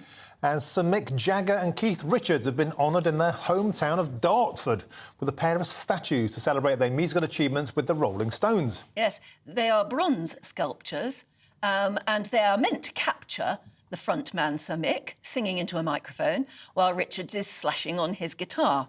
And I have to say it's almost unrecognisable, I think. Let's see what Stephanie Tetchy thinks. Good morning, Anne and Martin. These statues are definitely dividing public opinion on whether they got the job right. But the leader of the council, Jeremy Kite, he said, come on, we're talking about Mick Jagger here, we're talking about Keith Richards. They're far from just a normal straight statue. They're very animated characters. So with these statues, which has taken over a year to make, they were made by artist Amy Goodman. They said they wanted it to be quite animated and reflective of the pair. I can see that she's got the animation, you know, that I mean, that is Mick Jagger. He's prancing and he does do that, doesn't he? And, you know, Mick Jagger is one of a kind and, you know, he's someone, even still at the age of 80, he has still got it and he's still moving. And with Dartford, they said they just really wanted to honour them because this is where the Rolling... I didn't even know they came. Neither did I. And this is where the Rolling Stones story started back in 1961 because Keith and Mick Jagger, they met at a railway station and from there, that's where they formed their friendship. I didn't know I didn't know that either. I didn't know anything about the history of the Stones. So I think that's pretty good that Dartford are actually doing this, because then you can miss these nuggets of history. You know, when you know, probably one day there'll be a biopic on the Rolling Stones, and you know, it will trace it back to Dartford. I think for Dartford, it's a result. I mean, they're best known for the Dartford crossing, yeah. which is, you know, not that exciting. You tend to pass through in the tunnel. Although interestingly, Keith Richards apparently said he couldn't wait to get out of Dartford. I'm not surprised. Maybe that's why the railway connection was useful. But in terms of the statues themselves, I think you're right. Keith, you know, he's got his legs akimbo. He's playing his axe. But I really do think Mick Jagger looks like he's running away from a copper. He looks like he's been tasered. Well, he always looks like that on stage anyway. Yeah, I'm not quite sure how... it clearly is a problem for people who make statues to actually get that animation that an artist would easily be able to get. But, you know, I mean, Mick's known for the great roaring. And they've obviously tried to get that, but I don't know whether it's worked. Well, the thing with the Rolling Stones, I think, you know, with most statues, they always get them just straight and looking boring. And I think from that, it stands out from other statues I've seen of musicians. And Keith Richards has actually given it the thumbs up on Twitter. So he reposted it and just put 2 thumbs up. So he must be proud of his roots. He's just celebrated his 80th birthday. Mick Jagger did, and Keith turns 80 in December. They're both 80. I just can't believe it sometimes when I watch them. Like, they've just still got it. They've still got this incredible stage presence. I wonder if Stones fans will make the pilgrimage to this statue to have their photograph taken with it. I mean, people do to the Fab Four in Liverpool. They'll absolutely make a pilgrimage. Because the 4 of them standing there is quite impactful, and everybody knows, of course, that that's what Liverpool was. I think it's a good PR stunt, to be honest. I think it is. I mean, in Nottingham, my home city, the bronze statue is of Brian Clough. Of course. And people always stand around the bronze Cloughy. So it does bring a lot of energy to a place. Who is Brian Clough? Yeah. Who is Brian Clough? Who was Brian Clough? Oh, yes, I don't know. Oh, my gosh. She's actually asked that question. Yes, I know. Sorry, viewers. No, I know nothing about football, but I know Brian Clough. No, I don't know. Aidan's going to have a go at me. He really will. The best football manager England never had. Twice European Cup winner with Nottingham Forest. The legend, OBE, Old Big Ed. Is he still alive? No, sadly passed away. But he was a real character. Yeah? Was this like during the 80s or 90s? Yes, 80s and 90s, yeah. Well, in the 70s, so I was there when Forest knocked Liverpool at European Cup in 1978, 79. But look, we digress. But just go show you that people do live on via bronze. I wish Dartford were well over this. I mean, if people are going to turn up, good luck to them. What else have we got? So we got Barbie. Barbie's made a cool billion around the world. It's been... oh, sure, that's coming soon. Barbie's made $1 billion worldwide. Cinema fans have just been obsessed. Barbie fever swept worldwide, but not in the Middle East. The Middle East, in places like Kuwait now and Lebanon yesterday, have announced that they've banned Barbie from being shown across the country. They said in part due to the themes where it rejects patriarchy. They says the themes in the film are quite alien with society in Lebanon. They said it just doesn't feel like it suits their ideals, their religious beliefs and their moral values. What snowflake. And also, you know, they've said it... They have something, you know. And they said it promotes homosexuality. I've watched the movie, and I have to say I didn't feel like there was any themes of homosexuality in it.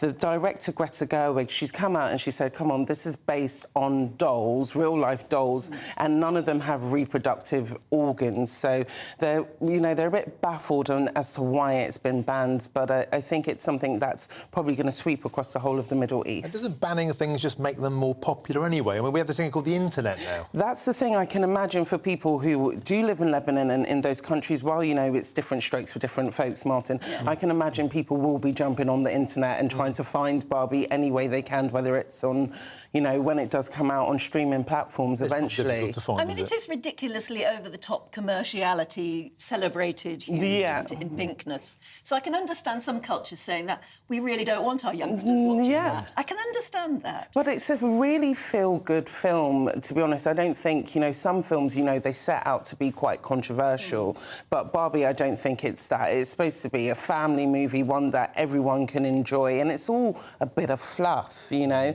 But I find it quite interesting because with Barbie, it has been penalised for being this feminist, anti-man film. So I think in the Middle East, they've really picked up on that, and they're just saying it just goes against our beliefs. Yeah, well, as you say, horses for courses. Yes, indeed. Fascinating stuff, though. though. Did you ever own a Barbie? Yes, I had several. I had about 10 Barbies. Like, I think literally every other month I was kind of dragging my mum to go get a new Barbie. I just loved What it. colour were they? They were white. They were. And what did your mum think of that? At that time, there wasn't this big cause now where it is where you want black kids to have black Barbies. So we didn't know any better, and I don't think my mum thought Stephanie must have a black Barbie. I think, you know, as a black person, you get your culture from your family kind of thing. But Are there black Barbies now? no, yeah, there was. Now, if there wasn't black Barbies, there's even disabled Barbies, They've there's got queer disabled Barbies, Barbies, there's and Down every sort of syndrome. Barbie, yeah. There's every single Barbie that ticks the box. But I think back in the 90s when I was growing up, it wasn't a big issue as it is now. So I think it's about time we had an Action Man movie. Let's have something for the blokes. Let's bring back an Action Man movie. I do think we have Action Man movies. hero movies. I do feel like the next thing for Barbie will be a Ken movie. I do feel like I actually thought the men in Barbie shone more than the women characters. Yeah, I felt like it was great issues just seeing how the men were portrayed in it, because there's bits in the movie, don't want to give too much spoilers, but the men really have their say. They really take back from Barbie Land, and the men are running things, and I loved it actually. You recommend it. I'm going to see it as soon as I can. Yeah. OK, thanks very much indeed, Stephanie. Right, we've got lots of papers for you coming up. You're watching GB News Breakfast on GB News. The Live Desk with me, Mark Longhurst. And me, Pip Thompson. It's here Monday to Friday on GB News. From midday, we'll bring you the news as it breaks, whenever it's happening and wherever it's happening, from across the UK and around the world. Refreshing, feisty, but with a bit of fun too. If it matters to you, we'll have it covered on TV, radio and online. Join the Live Desk on GB News, the People's Channel, Britain's news channel. Weeknights on GB News from 6 p.m. You'll always get drama. Please stop, Michelle. I know, yeah. Please stop. Should I just shut up? Romance. You like me, I like you. There you go. There you are. Well, don't tell anybody. Adventure. Etc. That's the whole point. And action. Sergeant Green, my superstar panel that are already at it. They're fighting. It's going to be quite a show. Only on GB News, the People's Channel, Britain's news channel. So Jubes and Co, we tackle the issues of the day with real robust debate, both sides of the fence, battling it out with me in the middle with my forthright opinions and views, and often really interesting things happen because you start with a position and then by the end of the debate you find actually, well, I might not have thought about that one. What we need in this country is 2 new political parties. You should maybe think about doing a 2024 calendar.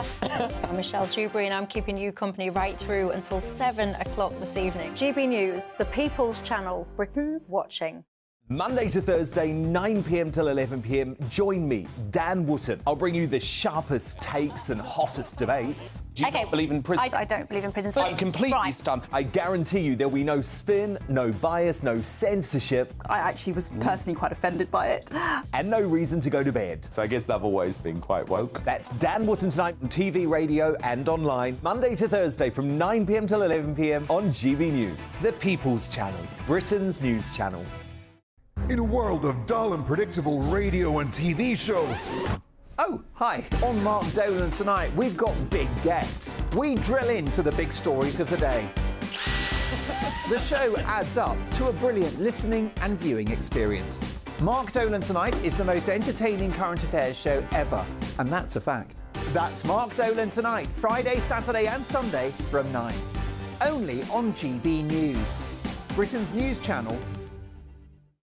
Like all families, we have arguments every now and then, but actually we agree on what the mission of GB News is, and that's the most fundamentally important thing. GB News provides the kind of platform that lets all voices be heard. We don't hold back. We're free to say what we really think. Just because some people who live in a tiny little Westminster bubble think that their particular story is important, that's not the most important story for me. And often there will be difficult stories, stories that you won't find on the establishment media. Because what people think in the north of England may be very different to what they're thinking in their home counties. We're going to carry on telling the world what life is really like for households up and down the UK. We love to be in your car, in your kitchen as you're having your breakfast. Whatever you're doing, you are part of the show. If it matters to you, it matters to us. Britain's watching. Britain's watching. Britain's watching. We're proud to be GB News, the People's Channel, Britain's news channel. And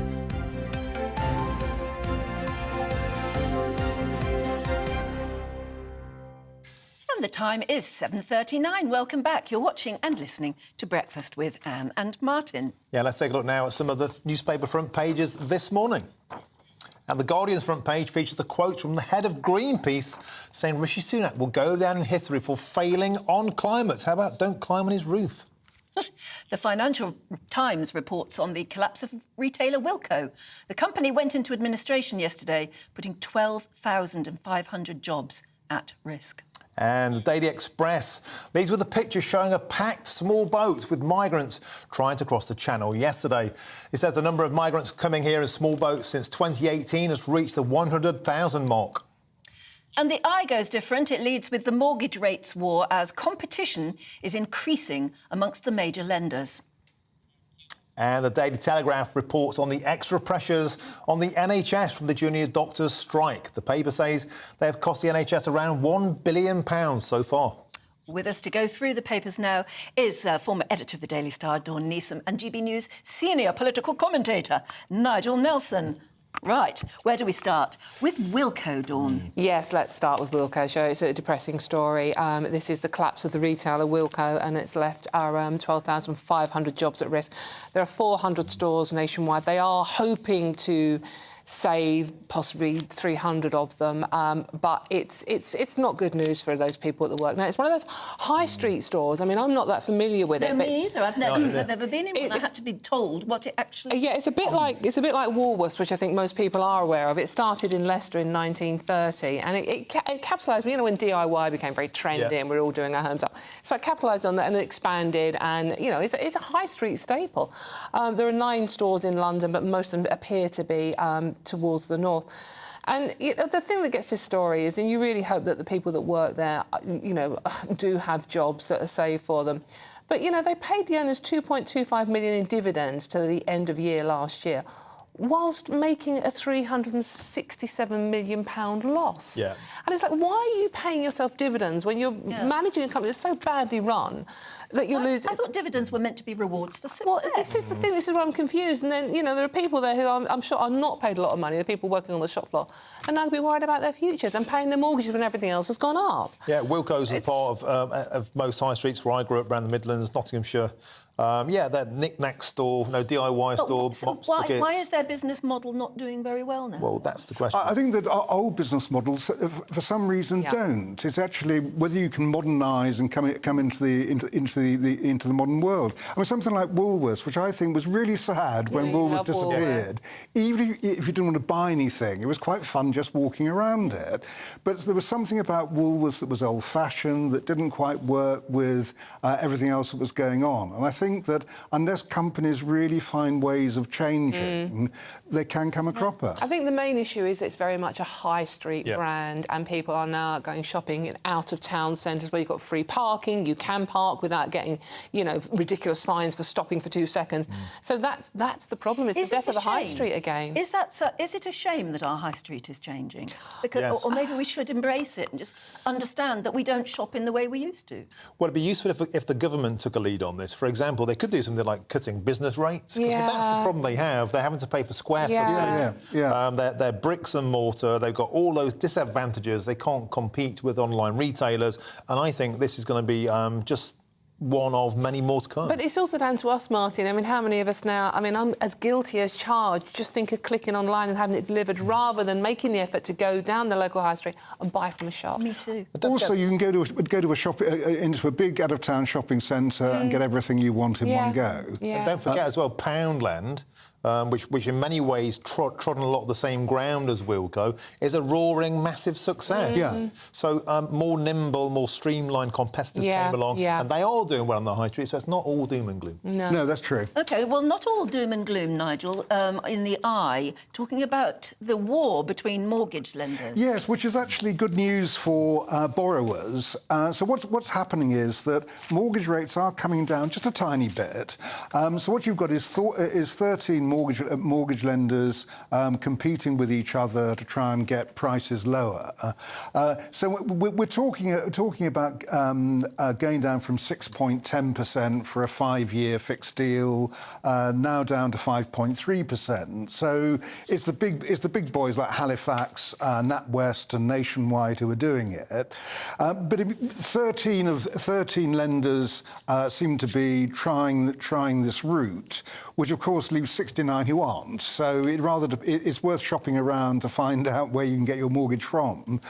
The bad news probably is that fixed rate mortgages probably won't drop below 5%, which is the sad bit. OK, do you mind hanging on for a moment, guys? We have to cut now. We have Justin Madders MP on the line, the Shadow Employment Rights Minister. Are you there, Justin? I think Justin Madders there? Yeah, we're just He's just coming up. We're just lining him up. Plugging him in. There we are. Hello. Here we go. Good morning to you, sir. Thanks for joining us here on GB News Breakfast. So a lot of stories doing the rounds today. Can we first of all get your take on the junior doctors' strike set to roll on? Seems to be hitting an impasse. Steve Barclay can't get us out of the weeds on this. What would a Labour government do to end this strike? Well, I think the first thing to say is we didn't have national strikes in the NHS when Labour were in power, so I doubt very much we would have been in this situation in the first place. But the only way this can be resolved is the way any dispute is resolved, is by negotiation, which means that Steve Barclay's got to swallow his pride, get round the table and try and find a way through this mess. Well, they're asking for, what, 35%, which most people conclude is just sort of their starting bid. They're not going to get that much. But how would you, if you were Steve Barclay, for instance, how much would you offer them now, realistically? Well, I'm sure Steve Barclay's not going to take advice from me about pay offers, and it's clearly not the way to resolve this. We've had too much talk in TV studios about what figures might be acceptable. The only way you'll get to the number of that is getting everyone in a room together and finding a way through this. But we know pay is an issue for staff, but there's also other issues about working conditions. They've got to show some light at the end of the tunnel for the junior doctors, that the government understand the issues that they're facing, that there will be efforts to try and improve working conditions and address some of the historic pay inequalities that have gone on for some time. That's not me putting a figure on it, because I think that's unhelpful, actually. But I think unless you get in a room and discuss these issues, you're not going to find a way through this. OK, just another big topic on the front page of the papers today, of course, is yesterday the 100,000 mark was breached in terms of illegal immigrants arriving here via small boats. It's been a nightmare for Rishi. But again, to put it to you, what would a Labour government do to stem the tide of small boats? Because earlier this week, the Tory party were accusing you of being cronies in collusions with the lawyers preventing deportations. Yeah, well, I think that kind of accusation is really quite unhelpful. It's a sign of desperation, in fact. We know that the Tories have made this, or indeed Rishi Sunak has made this one of his 5 pledges. Like all the pledges, he's struggling to meet them. Indeed, you could argue that no progress at all has been made on the small boats issue. What we would do is we would scrap the unworkable and ethical Rwanda scheme, and we would use the money that's going into that to set up a cross-border unit to actually stop the boats at source.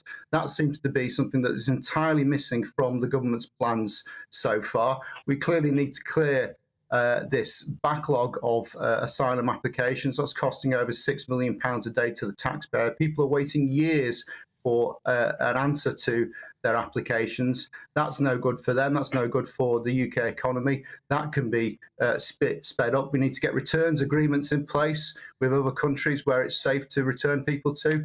More of that could speed up applications. And really, there's also got to be a look at tackling some of the root causes of this, which means greater support in the international front to actually tackle the people smugglers who are really the people who are exploiting everyone in this situation and are, frankly, at the moment getting away with a huge drop in prosecutions in the last 13 years. I mean, you work in the area of employment rights. One of the things we do need, clearly, is greater recruitment of these caseworkers so we can actually clear the backlog. Why do you think we're not moving on that? I've absolutely no idea. And I think there was actually some kind of reorganisation in the Home Office in the last couple of years, which led to there being less caseworkers.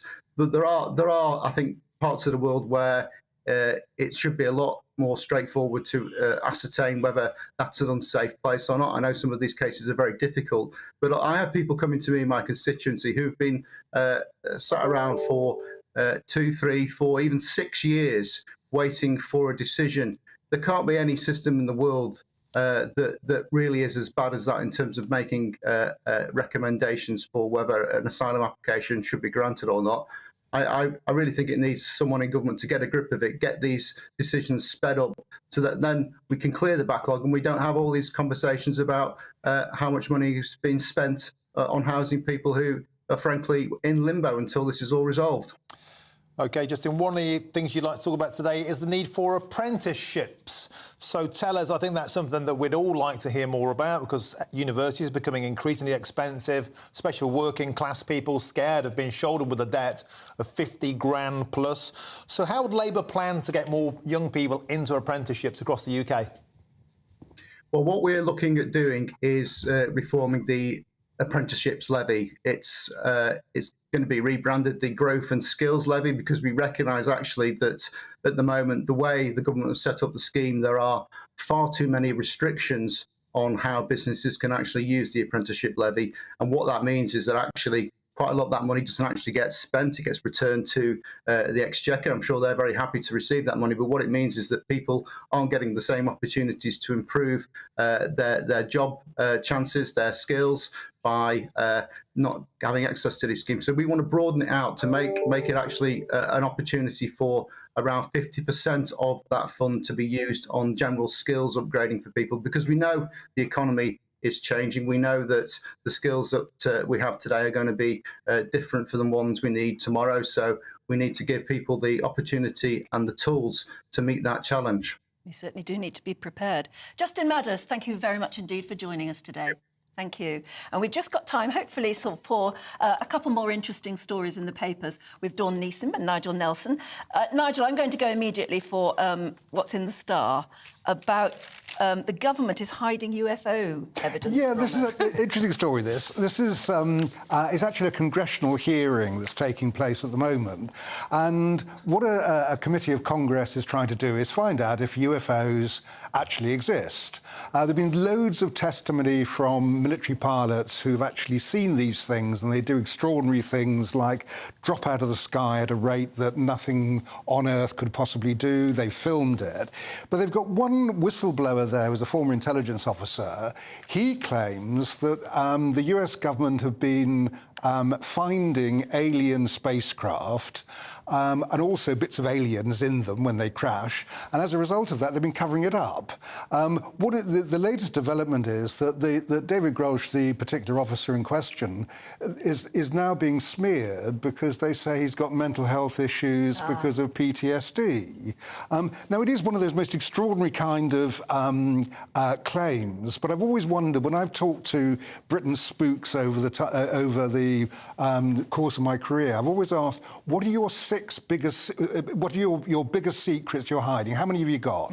And the consensus is about half a dozen. They won't tell me what they are, but I've always wondered if UFOs might be one of them. Do you believe in UFOs? No, I don't. Don't believe in ghosts either, funny enough, or fairies at the bottom of the garden. No. But I believe there are... When they set up a congressional hearing to look I believe there are objects that we don't know what they are, but, you know, your preconceived idea of a UFO is a flying saucer manned by a little green man or woman. You could be a woman these days, obviously. You know, my one big fear, if this is true and they land and they say, take me to your leader, what the hell do we actually do?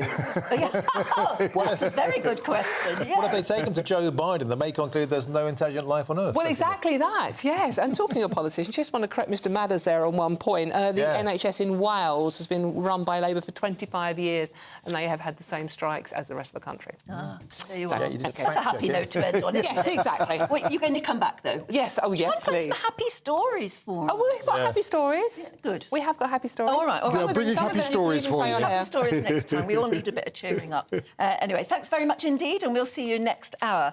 Right now, you're going to want to know what the weather is like, and then we'll have lots more to come, including, I think, David Mellor is outside, so he'll be wanting to come in and have his say on all the big political stories of the morning too. It's raring to go. Looks like things are heating up. Boxed Boilers, proud sponsors of weather on GB News.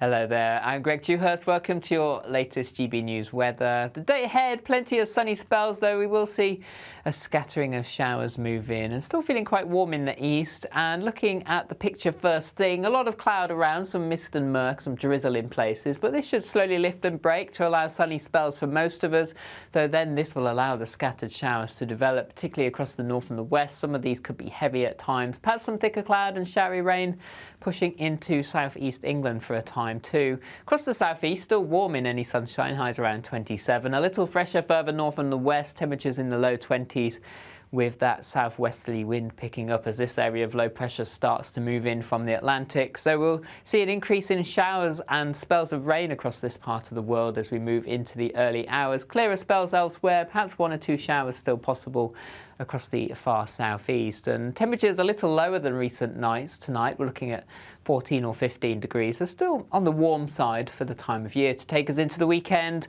That low pressure centre is slowly moving in, so bands of showers and outbreaks of rain pushing in.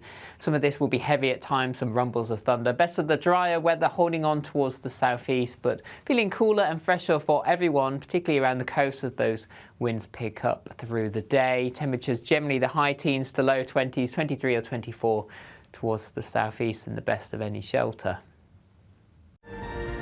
Looks like things are heating up. Boxed Boilers, proud sponsors of weather on GB News.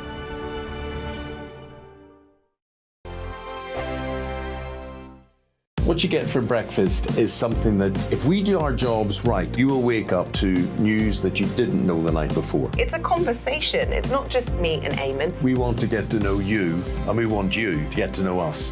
From 6, it's Breakfast with Eamon and Isabel. Monday to Thursdays on GB News. Britain's news channel. Westminster is going around in ever-decreasing circles, followed by the media. Britain is broken. How on earth did we get into this mess? But more importantly, how do we get out of it? Join me at 7 p.m, Mondays to Thursdays on Farage, here on GB News. We will have open, rational debate. We've got to work out how Britain moves forward from this. Join us here on GB News, the People's Channel. Britain is watching. When the news happens, it happens here. And really important breaking news. Breaking news this morning. On TV, radio and online, the news starts here on Britain's Newsroom. All the biggest stories and the answers that you need from across the UK and beyond. Join Britain's Newsroom from 9:30 on GB News. The People's Channel, Britain's news channel. Join me, Patrick Christys, Monday to Friday, 3 till 6. We tackle the day's news agenda like you've never seen before. It's high tempo, high octane, the most controversial topics and the best guests. You will not be able to take your eyes and ears off it. I'm not afraid to ask the questions that you really want answered. 3 till 6 p.m, Monday to Friday on GB News, the People's Channel, Britain's news channel. People in Britain, they love free speech, but they also love fair play. I don't care if I'm speaking somebody from a trade union, from the Labour Party, somebody from the SNP. And I think the viewers like to see that actually we can challenge one another, but in a positive way. We think we ask the questions that people want to ask, and often we ask the questions that we wanted to ask in Parliament but never got the chance to ask. So join us every Saturday, 10 a.m. till noon on GB News, Britain's news channel. Hi, I'm Dan Wootton. You can watch me live on GB News Monday to Thursday from 9 p.m. And did you know that you can also watch and listen live on our website, gbnews.com. You'll always be up to date on the latest breaking news, as well as enjoying the best stories, opinions and shows. You can even join the debate under our live player as you're watching. So head straight to gbnews.com on TV, radio and online. GB News, Britain's news channel. It's all about family, being in people's living rooms, all the interaction and getting to know who our viewers and listeners are. When I was young, my dad used to say, Nana, stop arguing. I wanted an outlet that would enable me to give my opinion. People are going through a really hard time right now, and I know that you don't feel like you're being listened to by the establishment. I came to GB News because it's the people's channel, and I want the audience to have their say on the events of the day. We're dynamic. We do something different. Democracy shows that the wisdom of the nation is in its people. I get to travel to find out what the story is from a personal perspective. The British people aren't fools. We know when we're not being told the full story. We've got to work out how Britain moves forward from this. It's the best country in the world. The establishment had their chance. Now we're here to represent your views. Britain's watching. Britain's watching. Britain's watching. We're proud to be GB News. The People's Channel. Britain's news channel.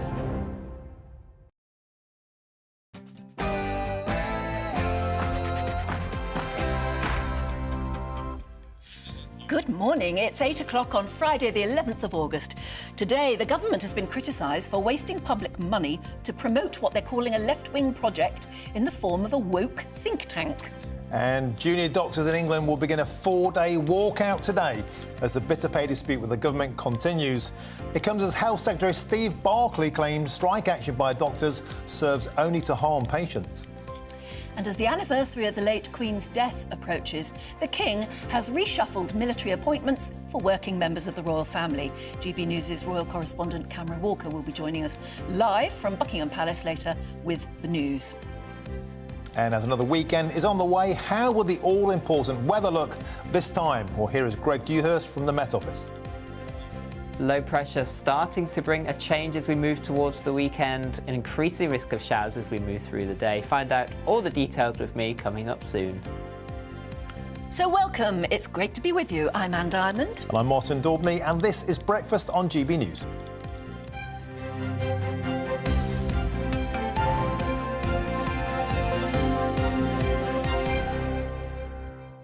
Well, we've been talking about a lot today. There's a lot of it's actually the old subjects that we've been talking about for weeks and weeks now, like migrants crossing the channel and doctors on strike. But it's getting some of you very hot under the collar. So we've got a guest with us right now who'll probably be getting quite hot under the collar too.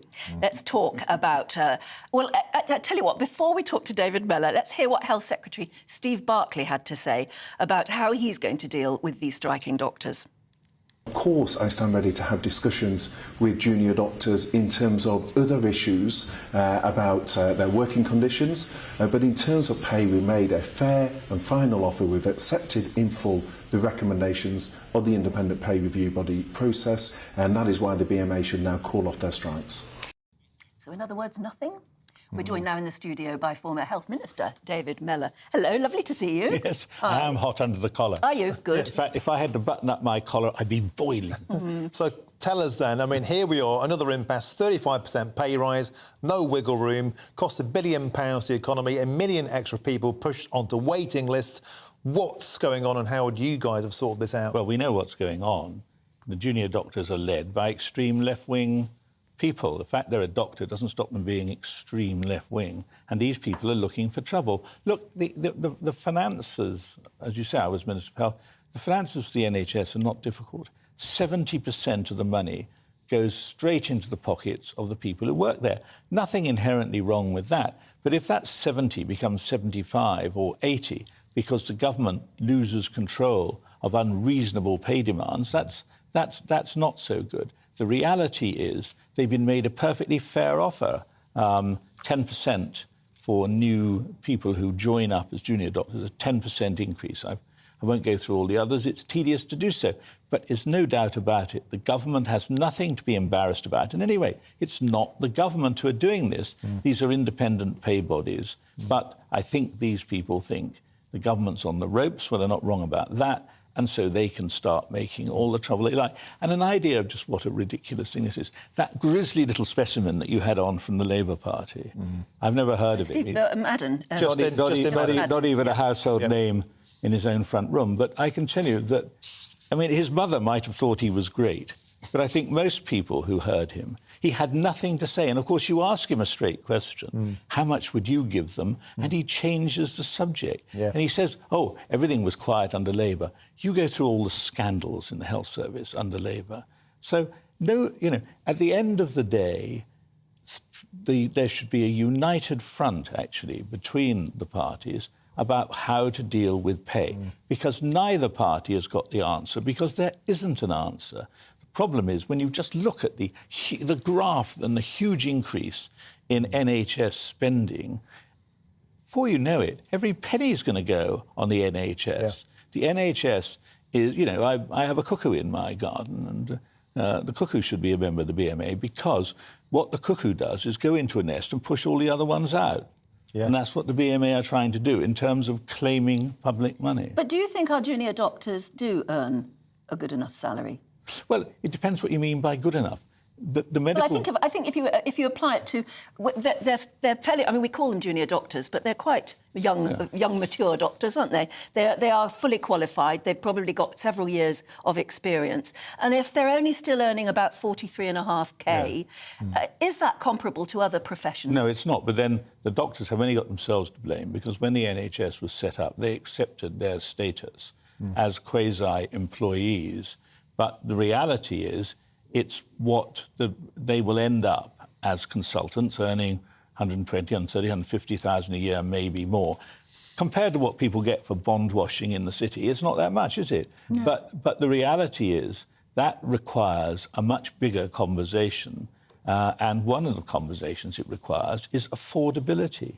And you see, all they're doing is making the task of running the NHS even worse, because you've got a huge increase in waiting lists. How do they propose that the waiting lists will be reduced? They can only be reduced by people working hard and going on strike. I mean, it is said, one never knows about these figures, but it is said that the cost of dealing with these strikes in terms of the cost of the NHS is about £1 billion. Yes, that's what we At the end of the day, I think it's pretty repellent that you have people who claim to care about the NHS and are actually making it impossible for the NHS to be properly run today. But, you know, there's nothing new under the sun.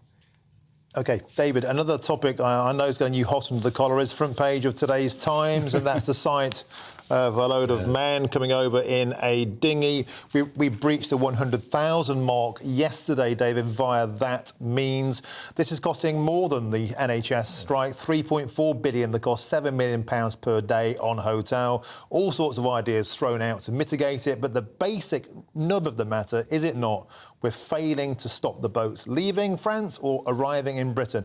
Brit, you again, if you were in control now, what would you have done about this? Well, what you have to do is, however difficult it may be, working with some governments like the French, you have to do it. And you have to try and reach an arrangement. Because why are these people...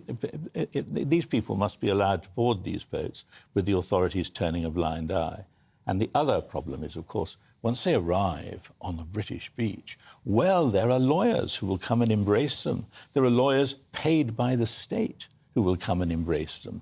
The courts are only too willing to offer them assistance of one kind or another. I would have always felt that we should say that the British courts have nothing to do with people. You know, I turn up on a beach somewhere. Do I expect to be taken to see the Lord Chief Justice of wherever I am? Of course I don't. And we have only ourselves to blame by making it appear that we're a soft touch. But look, at the end of the day, I mean, in a way, these people do not have to be in those boats. Of course, we feel sorry that they feel driven for that, but some people allow their sorrow to blind them to the undoubted fact. The whole idea of human rights law was that people who were suffering violence in one country, they go to a safe country, and it's the duty of that safe country to take them in. This is not what's happening here.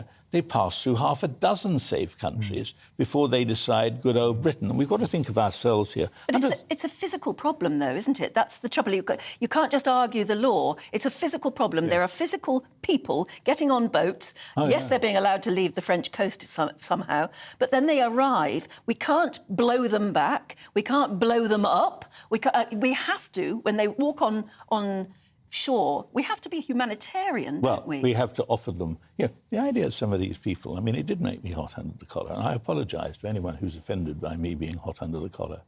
But, I know Portland. Our house is about 10 miles from Portland. My great-uncle worked the underwater weapons establishment for the whole of his career, which was just there. And British soldiers and Commonwealth and American soldiers left for D-Day from Portland, having been billeted there for weeks and months. If it's good enough for them, why isn't it good enough for this lot? They come to England claiming that they're in desperate straits, and they say, oh, that room isn't good enough for us. Well, I'm sorry, but... to be honest, though, I don't think that's the Sun has acceptable. interviewed some of the people actually on board the Bibby Stockholm. And yes, some are complaining and moaning, but lots of others are saying, hey, this is really nice here. Good food, good accommodations. And yet it's the lawyers who are working for them. I'm a lawyer myself. Well, yes. I used to tell my mother I was a pianist in a strip club because I was embarrassed to have to tell her I was a lawyer. And I'd be very embarrassed if I was actually a lawyer for people who have no real right to be here and are abusing human rights law. So what's the solution then? So are you saying anybody who arrives to these shores illegally should be denied that legal access? Yes, of course. And if you don't do that, you'll never get on top of the problem. The European Court of Human Rights, I actually have been there. I've actually been to see them in action.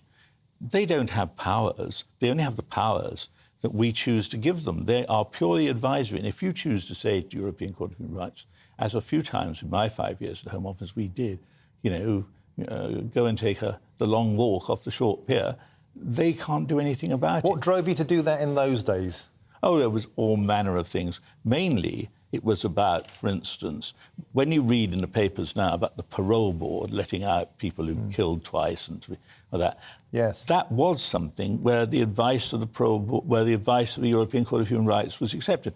Before that, I spent 5 years spending every weekend going through files on life sentence prisoners, deciding whether they should be released.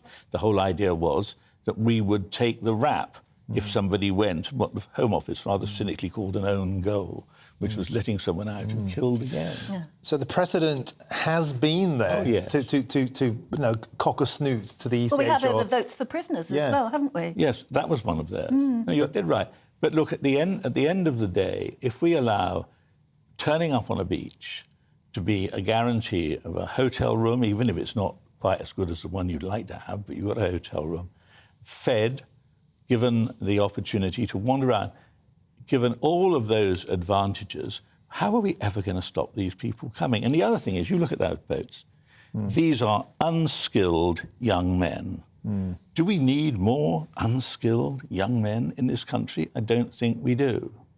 David Mellor, typically outspoken, always a pleasure. Thank you for coming this morning's GB Breakfast.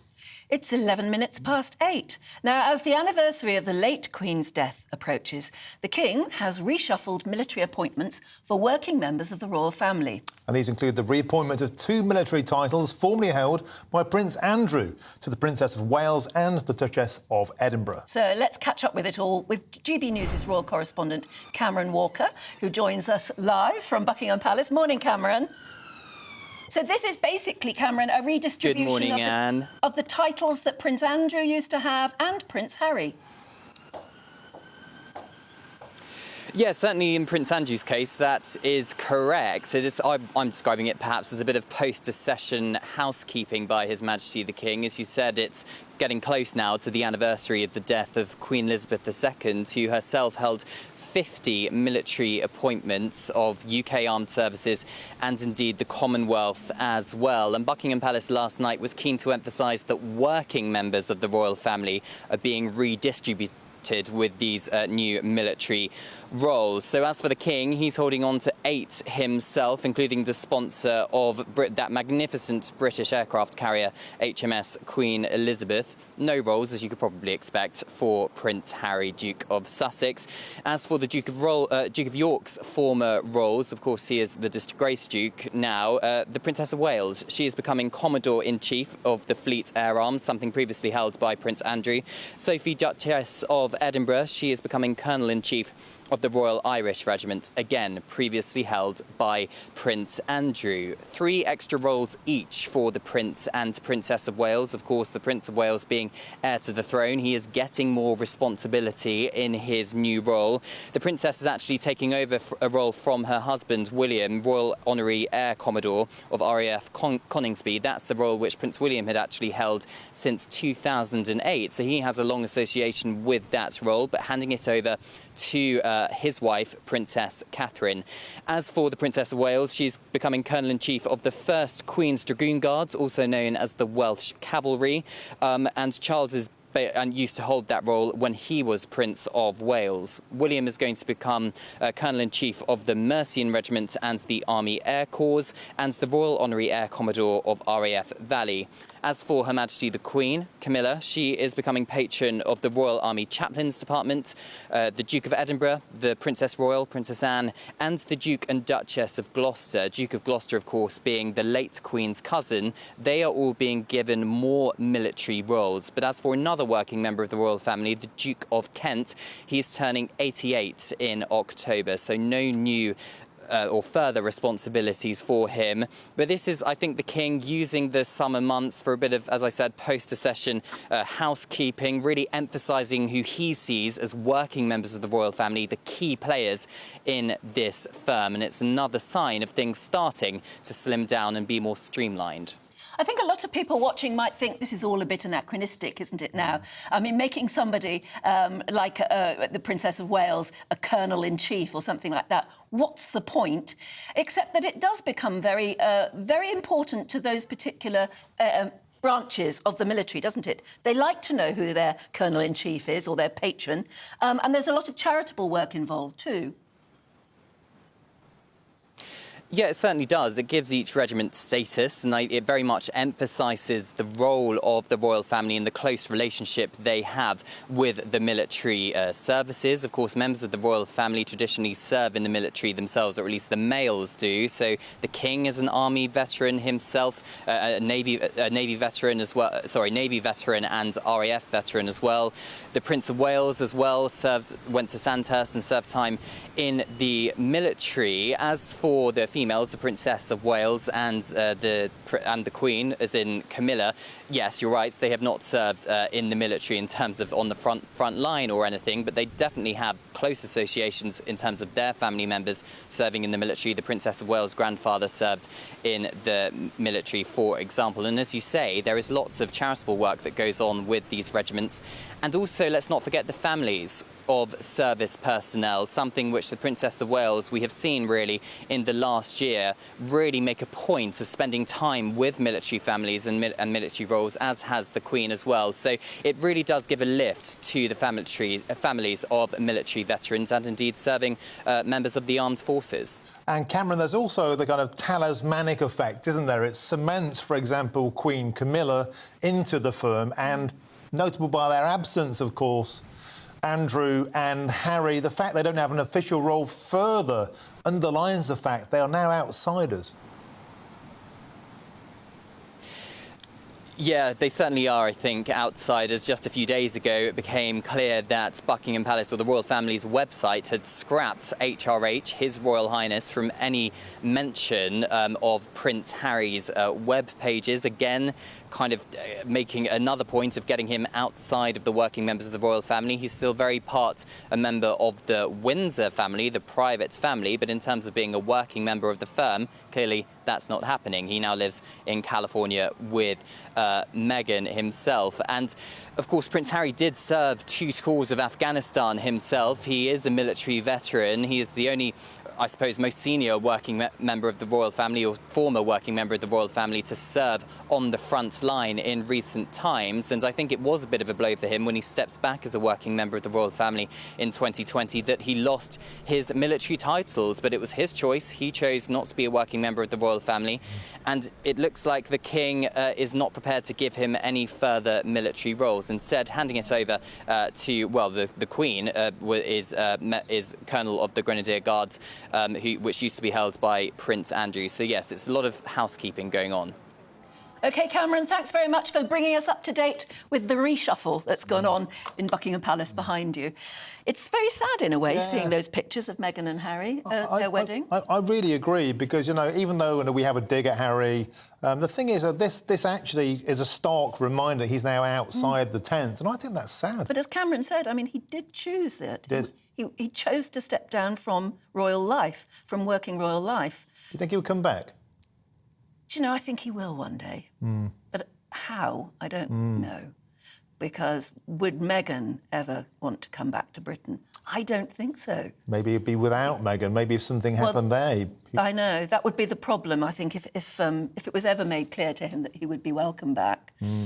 I can't see him leaving his children behind in California, can you? But, you know, we think he's served those tours in Afghanistan. He's earned his spurs. Oh, yes, very much He's earned his right to those titles, but he voluntarily surrendered them because of his personal circumstances. I wish they hadn't gone, don't you? I just wish they hadn't left the way they did. I think that's the thing. It's a stark reminder of how things have changed. And, you know, even though, I say, we have a dig at him, I think it feels quite a sad moment. It does. What do you think? Do tell us whether you still feel quite harsh towards Harry and Meghan and all of the furore they caused when they stepped back. But now you just can't help thinking it would be lovely to see them back at some stage. I just can't see her coming, can you? No, we could see him back. I think a lot of people would think. Yeah, well, a lot of people would welcome him back. Sticky, isn't it? GB Views at gbnews.com. Tell us what you think. Right now, here's the weather. That warm feeling inside. From Boxed Boilers. Proud sponsors of weather on GB News. Hello there, I'm Greg Dewhurst. Welcome to your latest GB News weather. The day ahead, plenty of sunny spells, though we will see a scattering of showers move in, and still feeling quite warm in the east. And looking at the picture first thing, a lot of cloud around, some mist and murk, some drizzle in places, but this should slowly lift and break to allow sunny spells for most of us, though then this will allow the scattered showers to develop, particularly across the north and the west. Some of these could be heavy at times, perhaps some thicker cloud and showery rain pushing into southeast England for a time too. Across the southeast, still warm in any sunshine, highs around 27. A little fresher further north and the west, temperatures in the low 20s, with that southwesterly wind picking up as this area of low pressure starts to move in from the Atlantic. So we'll see an increase in showers and spells of rain across this part of the world as we move into the early hours. Clearer spells elsewhere, perhaps 1 or 2 showers still possible across the far southeast. And temperatures a little lower than recent nights. Tonight we're looking at 14 or 15 degrees, so still on the warm side for the time of year to take us into the weekend. That low pressure centre is slowly moving in, so bands of showers and outbreaks of rain pushing in. Some of this will be heavy at times, some rumbles of thunder. Best of the drier weather holding on towards the southeast, but feeling cooler and fresher for everyone, particularly around the coast as those winds pick up through the day. Temperatures generally the high teens to low 20s, 23 or 24 towards the southeast, and the best of any shelter. That warm feeling inside. From Boxed Boilers. Proud sponsors of weather on GB News. Ooh, we've got lots of GB Views on the junior doctors. Steve says, why would you take on 100 grand in student debt to become a doctor when you could earn more as a train driver with 2 O-levels? Pay our doctors fairly. Fair point. And earlier on we talked about your favourite retro ice lollies, Eamon in Belfast. I don't think it's Eamon Holmes, but it could be. My favourite ice lolly in the 70s and 80s was the Golly Bar, a vanilla ice cream on a stick with a picture of a golly on the wrapper. You probably can't call them that anymore. I wonder if they've been rebranded and renamed. Well, you had a funny name. You can still use the word, yes, with the ice cream I loved in Australia back in the 80s. But apparently, according to you lovely viewers, they are still being sold in Australia. It was the Gay Time. The Gay Time? Yeah, go in and ask for a Gay Time. and it was lovely. It was a bit like a Fab. It was a sort of ice creamy type lolly covered in hundreds and thousands with a slightly coconutty flavour. Oh, it was magic. There you go, game time. And Mark, another classic. Who can forget those classic TV adverts? Just one Cornetto. My favourite ice cream from the 70s was, of course, the Cornetto, but now it's a Magnum white and chocolate, the brown one. Do you know, that advert has to be one of the most successful adverts in the history of advertising. It was fantastic. Yeah, wasn't it? On the gondola. They got it dead right. Yeah. Whoever invented that advert got it so right. Here's another one on the junior doctors. Penny says, I am a qualified professional and have been for 20 years. Junior doctors earn more than me. Granted, I don't make life or death decisions, but I often work 8 to 20-hour days and 40 to 50-hour weeks. I have a private pension, but not an NHS one, and I'll have to work till I'm 67. Who's better off then? That's the spirit, Penny. Well done, and thank you for your hard work. Yep, OK, it's 8:23, plenty more to come, including all the latest football. Yeah, it's Harry Kane leaving Tottenham, going to Bayern, we'll see. All that's come in. This is Breakfast on GB News. The Live Desk with me, Mark Longhurst. And me, Pip Thompson. It's here Monday to Friday on GB News. From midday, we'll bring you the news as it breaks, whenever it's happening and wherever it's happening, from across the UK and around the world. Refreshing, feisty, but with a bit of fun too. If it matters to you, we'll have it covered on TV, radio and online. Join the Live Desk on GB News, the People's Channel, Britain's news channel. Weeknights on GB News from 6 p.m. You'll always get drama. Please stop, Michelle. I know, yeah. Please stop. Should I just shut up? Romance. You like me, I like you. There you go. There you are. Well, don't tell anybody. Adventure. Etc. That's the whole point. But And action. Sergeant read my superstar panel. They're already at it. They're fighting. It's going to be quite a show. Only on GB News, the People's Channel, Britain's news channel. So Jubes and Kerr, we tackle the issues of the day with real robust debate, both sides of the fence, battling it out with me in the middle with my forthright opinions and views. And often really interesting things happen because you start with a position and then by the end of the debate you find actually, well, I might not have thought about that one. What we need in this country is 2 new political parties. You should maybe think about doing a 2024 calendar. I'm Michelle Dewberry and I'm keeping you company right through until 7 o'clock this evening. GB News, the People's Channel, Britain's watching. Monday to Thursday, 9 p.m. till 11 p.m. Join me, Dan Wootton. I'll bring you the sharpest takes and hottest debates. Do you not believe in prison? I don't believe in prisons. I'm completely stunned. I guarantee you there'll be no spin, no bias, no censorship. I actually was personally quite offended by it. And no reason to go to bed. So I guess they've always been quite woke. That's Dan Wootton tonight on TV, radio and online. Monday to Thursday from 9 p.m. till 11 p.m. on GB News. The People's Channel, Britain's news channel. In a world of dull and predictable radio and TV shows. Oh, hi. On Mark Dolan tonight, we've got big guests. We drill into the big stories of the day.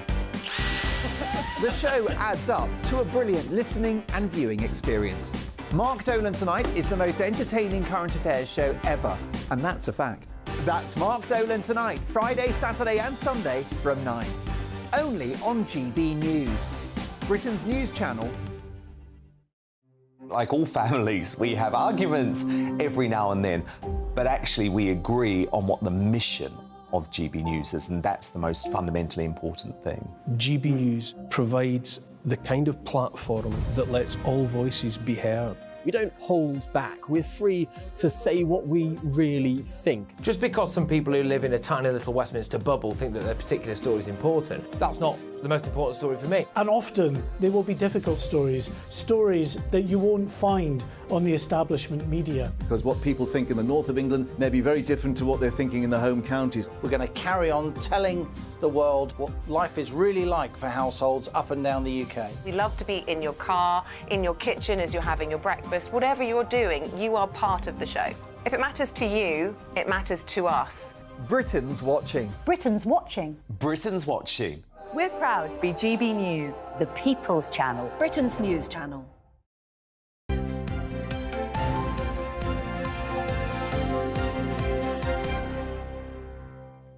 Welcome back. You're watching and listening to Breakfast with Anne and Martin. We've been having that usual sort of sexist conversation about whether Yeah. or not it's cold in here. Yeah. And isn't it always women who feel the cold and men don't? And so there's always rows in, houses up and down the land. And it's usually gender-based, isn't it? It funnily is, enough? yeah. I think I'm frozen and he's not. I think it's quite balmy in here. I think He has it's quite, a fan on. Yeah. I mean, I can't believe it. I'm a Diva fan blowing me hair, but it is true that air conditioning was once branded sexist. Because if you set it on a typical temperature, Yeah. women are always cold, men are always too hot. Weird, isn't it? Does that happen in your household? Let me know. gbviews@gbnews.com. Right, let's get to the sport now. We've got the man here, Paul Coyte, the legend. A man very much in mourning, though, Coyte. Your man. I'm feeling... By the way, I'm with you, Anne. I get cold. I do. My wife, usually warmer. I terrible. Suffocate. It's freezing in here. It is. It's not. Thank you. I thought you were having me on then. No, I'm serious. Oh, I think it's fine. because he's got his vest on. That's why. That's what it is. I've got my That's thermals why. on. Yeah. But back to the sport, Coyte. I'm just trying to avoid it. I'm just trying to avoid it. That's all it is. Harry Kane. Your man, Yes. England captain, Spurs legend. Yes. Your Spurs through and through. Yep.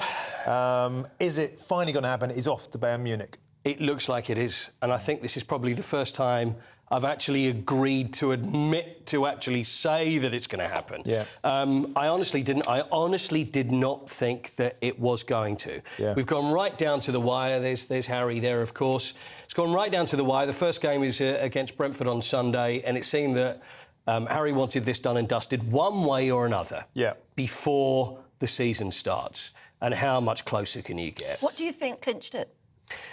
I think it was Spurs agreeing to the deal. This is not official yet. This is not official. So the reason I'm saying this is because there's still probably a part of me that thinks, let's. And look, this is me. This is when Harry broke the goal scoring record for Spurs, and I spoke to him in front of 60,000 people at the time, just thinking, what's going to happen, because everybody knew that there was another year left on the contract at the end of this season. And then it'd be a free And then transfer there deal. would be a free. Now, rumours all over the place thinking, well, maybe he'll go to Manchester City because Man City were very interested and they put bids in earlier last year.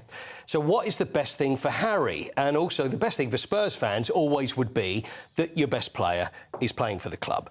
£100 million, it's all very well. It's not my money, it's not the supporters' money. Is it going to buy you another Harry Kane? It's not going to buy you another Harry Kane. It's €100 million. You look at Declan Rice as a midfielder that's gone to Arsenal. He's gone for over 100 million. So it's 100 million euros would not buy you another Harry Kane style. Style, yes, but someone of his ilk, someone as good as him, no. A proven goal scorer who could Exactly. deliver. Wouldn't get that. Here's a theory, and I hope there's something in this. Tell me if I'm wrong. If he went on a free contract next season, the club would get no money. Correct. Is he being very pragmatic and saying, here you go, Spurs, here's a chunk of money, that's for you, I'll go away for a year and then I'll come back in a year's time, but you've had a good chunk of money, thank you very much. This is my thank you from Harry I Kane would to you love as Spurs. that if that was true, but I think it's very unlikely. It's whether he sticks... if he sticks around, it's what's worth it to Spurs. Now, it's a lot of money, obviously, coming in, but also, how important is Harry Kane to Spurs? Is he worth that for the next year? Because if Spurs qualify for the Champions League, then probably that money would be made again. Of course it's a big if. But the thing is, Harry Kane's been through a lot of big ifs over the past 3 or 4 years.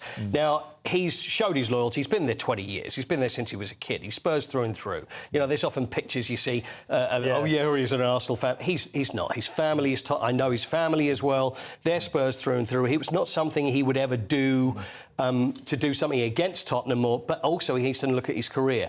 Bayern Munich are making all these offers now, and they're going more and more and more. And the reason for this is because they know very well that at the end, when the contract ends, they probably won't get a look in because he's a free agent and everybody else is going to come in. Kano doesn't need the money. He's not short of a few quid, but he does want immortality, and he would get that by staying in the Premier League and trying to beat Shearer's all-time goal-scoring record. So why would he want to go to Germany? The reason he probably want to go to Germany is it could be to do with respect for Spurs, the fact that he wouldn't go to a rival. Spurs would not be happy to sell to a rival. Chelsea was never going to happen, although Mauricio Pochettino's there. Manchester United, I think, is unlikely because of dealings with Manchester United over the years, like Dimitar Berbatov, etc. There's been a few players, and Michael Carrick and Teddy Sheringham going back even further than that. So really, it needed to be a move abroad that would then suit the owners of Spurs, so he wouldn't be playing for a rival. The only ones in with the amount of money is Bayern Munich, but then it looked like yesterday it was just down to Harry to make that decision of whether he was going to go or stay. OK, so we're not going all Kane. Of course, the Premier League kicks off today. Who are your runners and riders? The big names, I guess, are always built there. Arsenal, who won the Community Shield, playing my team Forest today. Who do you think's going to edge it this year? Well, you can't really look much further than Manchester City again, as far as I'm concerned. Forest, I think, probably could be a Champions League place, I think, for you. Go on, Gordy. Are you on drugs? It's the Kane thing has affected me too bad. But Anne's giving the look as how dare he say that? But and you're absolutely right as well. But only performance enhancing though, Martin. Listen, it's going to be a tricky one. Arsenal obviously are going to look terrific because they're going to build from what happened last year and more signings as well. But it's going to be difficult to see past Man City. But then again, look at Newcastle as well. They're on the rise. There's this new documentary now that's showing that they want to be the new Real Madrid, and with all that money behind them. Who knows? I think you're both on drugs. It's football. Yeah, sorry. Today's the day. Today's the day, the big kick-off. It is. Premier League gets underway today. Blackburn, Man City. Lovely to see you at 8:33. We'll take a quick break, and all this morning's newspapers coming up next.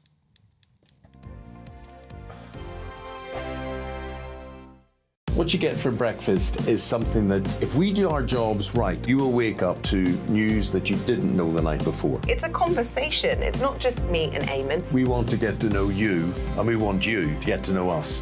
From 6, it's Breakfast with Eamon and Isabel. Monday to Thursdays on GB News, Britain's news channel.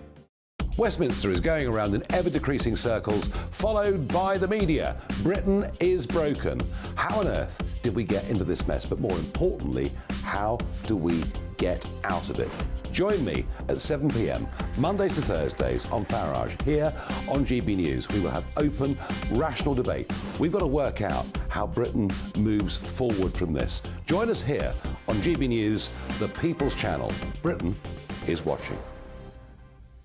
When the news happens, it happens here. And really important breaking news. Breaking news this morning. On TV, radio and online, the news starts here on Britain's Newsroom. All the biggest stories and the answers that you need from across the UK and beyond. Join Britain's Newsroom from 9:30 on GB News. The People's Channel, Britain's news channel. Join me, Patrick Christys, Monday to Friday, 3 till 6. We tackle the day's news agenda like you've never seen before. It's high tempo, high octane, the most controversial topics and the best guests. You will not be able to take your eyes and ears off it. I'm not afraid to ask the questions that you really want answered. 3 till 6 p.m, Monday to Friday on GB News, the People's Channel, Britain's news channel. People in Britain, they love free speech, but they also love fair play. I don't care if I'm speaking somebody from a trade union, from the Labour Party, somebody from the SNP. And I think the viewers like to see that actually we can challenge one another, but in a positive way. We think we ask the questions that people want to ask, and often we ask the questions that we wanted to ask in Parliament but never got the chance to ask. So join us every Saturday, 10 a.m. till noon on GB News, Britain's news channel. Hi, I'm Dan Wootton. You can watch me live on GB News Monday to Thursday from 9 p.m. And did you know that you can also watch and listen live on our website, gbnews.com? You'll always be up to date on the latest breaking news, as well as enjoying the best stories, opinions and shows. You can even join the debate under our live player as you're watching. So head straight to gbnews.com on TV, radio and online. GB News, Britain's news channel. It's all about family, being in people's living rooms, all the interaction and getting to know who our viewers and listeners are. When I was young, my dad used to say, Nana, stop arguing. I wanted an outlet that would enable me to give my opinion. People are going through a really hard time right now, and I know that you don't feel like you're being listened to by the establishment. I came to GB News because it's the People's Channel, and I want the audience to have their say on the events of the day. We're dynamic. We do something different. Democracy shows that the wisdom of the nation is in its people. I get to travel to find out what the story is from a personal perspective. The British people aren't fools. We know when we're not being told the full story. We've got to work out how Britain moves forward from this. It's the best country in the world. The establishment had their chance. Now we're here to represent your views. Britain's watching. Britain's watching. Britain's watching.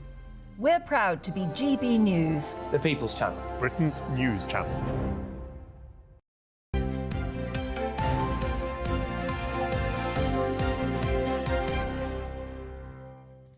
Welcome back. You're watching and listening to Breakfast here on GB News with Anne and Martin, and we're joined again by Dawn and Nigel. And I'm glad to say I've got a compatriot in Dawn who also thinks it's blooming cold in here. tends to be a gender-based argument, doesn't it? No, I'm freezing too, yeah. I think it's perfect. He's having hot flushes. It's the menopause. Dawn, actually, introduce us to this story, which nobody can quite understand completely. It's about an autistic girl who was arrested when she said to the police officer that the police officer looked like her lesbian nana. This is page 5 of the Mail. It's in most of the papers at some point, and it is all over social media because the footage is actually quite shocking. There's more to this story than meets the eye, I think, personally. What actually How the basic story is there's a 16-year-old autistic girl who also suffers from a physical disability, curvature of the spine. She was taken home from Leeds city centre after being found drunk and vulnerable, so they took her home. And that's where it all kicked off, because the 16-year-old girl then said to the female officer, "You look like my lesbian nana." Now, that has been described as a homophobic public order offence. Now, I do not understand how calling someone a lesbian is any form of hate crime, because what's wrong with being a lesbian? Absolutely nothing. I said it says more about the arresting officers than it does about this young lady. But if you look at the footage online, it is incredibly upsetting. The poor girl is having some sort of she's punching herself in the head because she's so stressed out about this. Well, she's obviously very vulnerable, and as you say, she's got certain issues as well. But basically, I mean, the female officer then called other officers in to help her out, and there were 7 officers involved in this case. A 16-year-old girl who was then taken, spent 20 hours in police custody while this was being sorted out. We don't know if any charges have actually been formally issued yet. It's just a very strange story, but the thing is that the fact that we are sending 7 police officers to arrest a 16-year-old girl for using the word lesbian, basically, is what this is about. Do we know whether or not actually she has a lesbian nana? Well, her mother says that, what has my daughter said that is wrong? All she said was, you look like, to the female police officer, you look like my lesbian nana.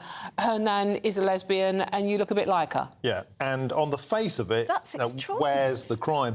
I guess, Nigel, it comes down to, is it another story of heavy-handed policing where it's just not needed, a freedom of speech issue? And, of course, this week we've had figures out that only 6% of burglaries are solved. So is it just a case of the kind of misappropriation of heavy-handed policing where it's not required, or actually is this a genuine hate crime, and should it be policed? Well, I mean, technically it's a hate crime rather than genuinely a hate crime, I would have thought, because, I mean, if you're accusing somebody of being a lesbian, that could be construed as homophobic crime. However, autistic girl, drunk, 16, surely in a situation like that, the police could just simply ignore it. That old-school common sense, which no one seems to have these days. Yeah.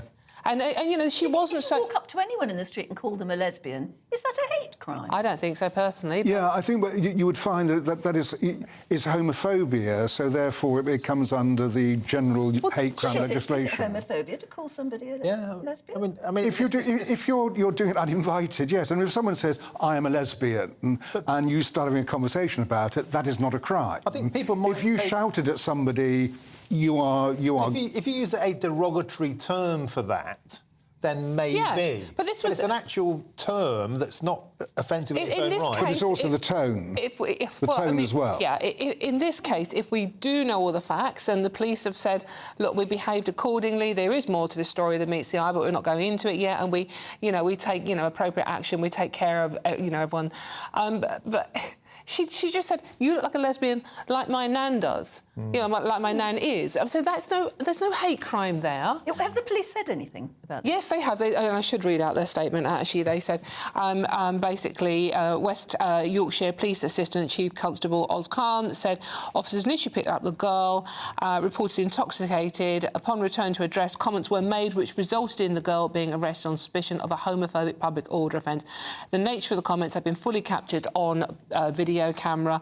She was later released on bail pending further inquiries and advice from the Crown Prosecution Service. They are saying they behaved absolutely to the letter of the law. They have done nothing wrong.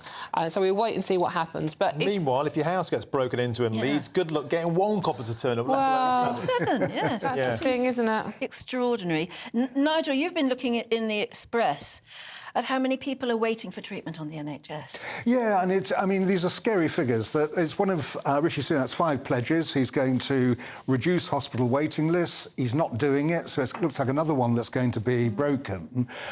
So they went up, the latest figures are for June, so they went up to 7.57 million people waiting, which was 100,000 more than the previous month. And also, waits are getting longer. Not hugely, from about 13.5 weeks to 14.5 weeks. But Tony Blair discovered this when he was trying to reduce NHS waiting lists, and then it was only by 100,000 because they were actually much smaller. But he then changed the system and said, actually, waiting is more important than just being on a list. And so, as a result of that, he changed it from an 18-month wait down to an 18-week wait.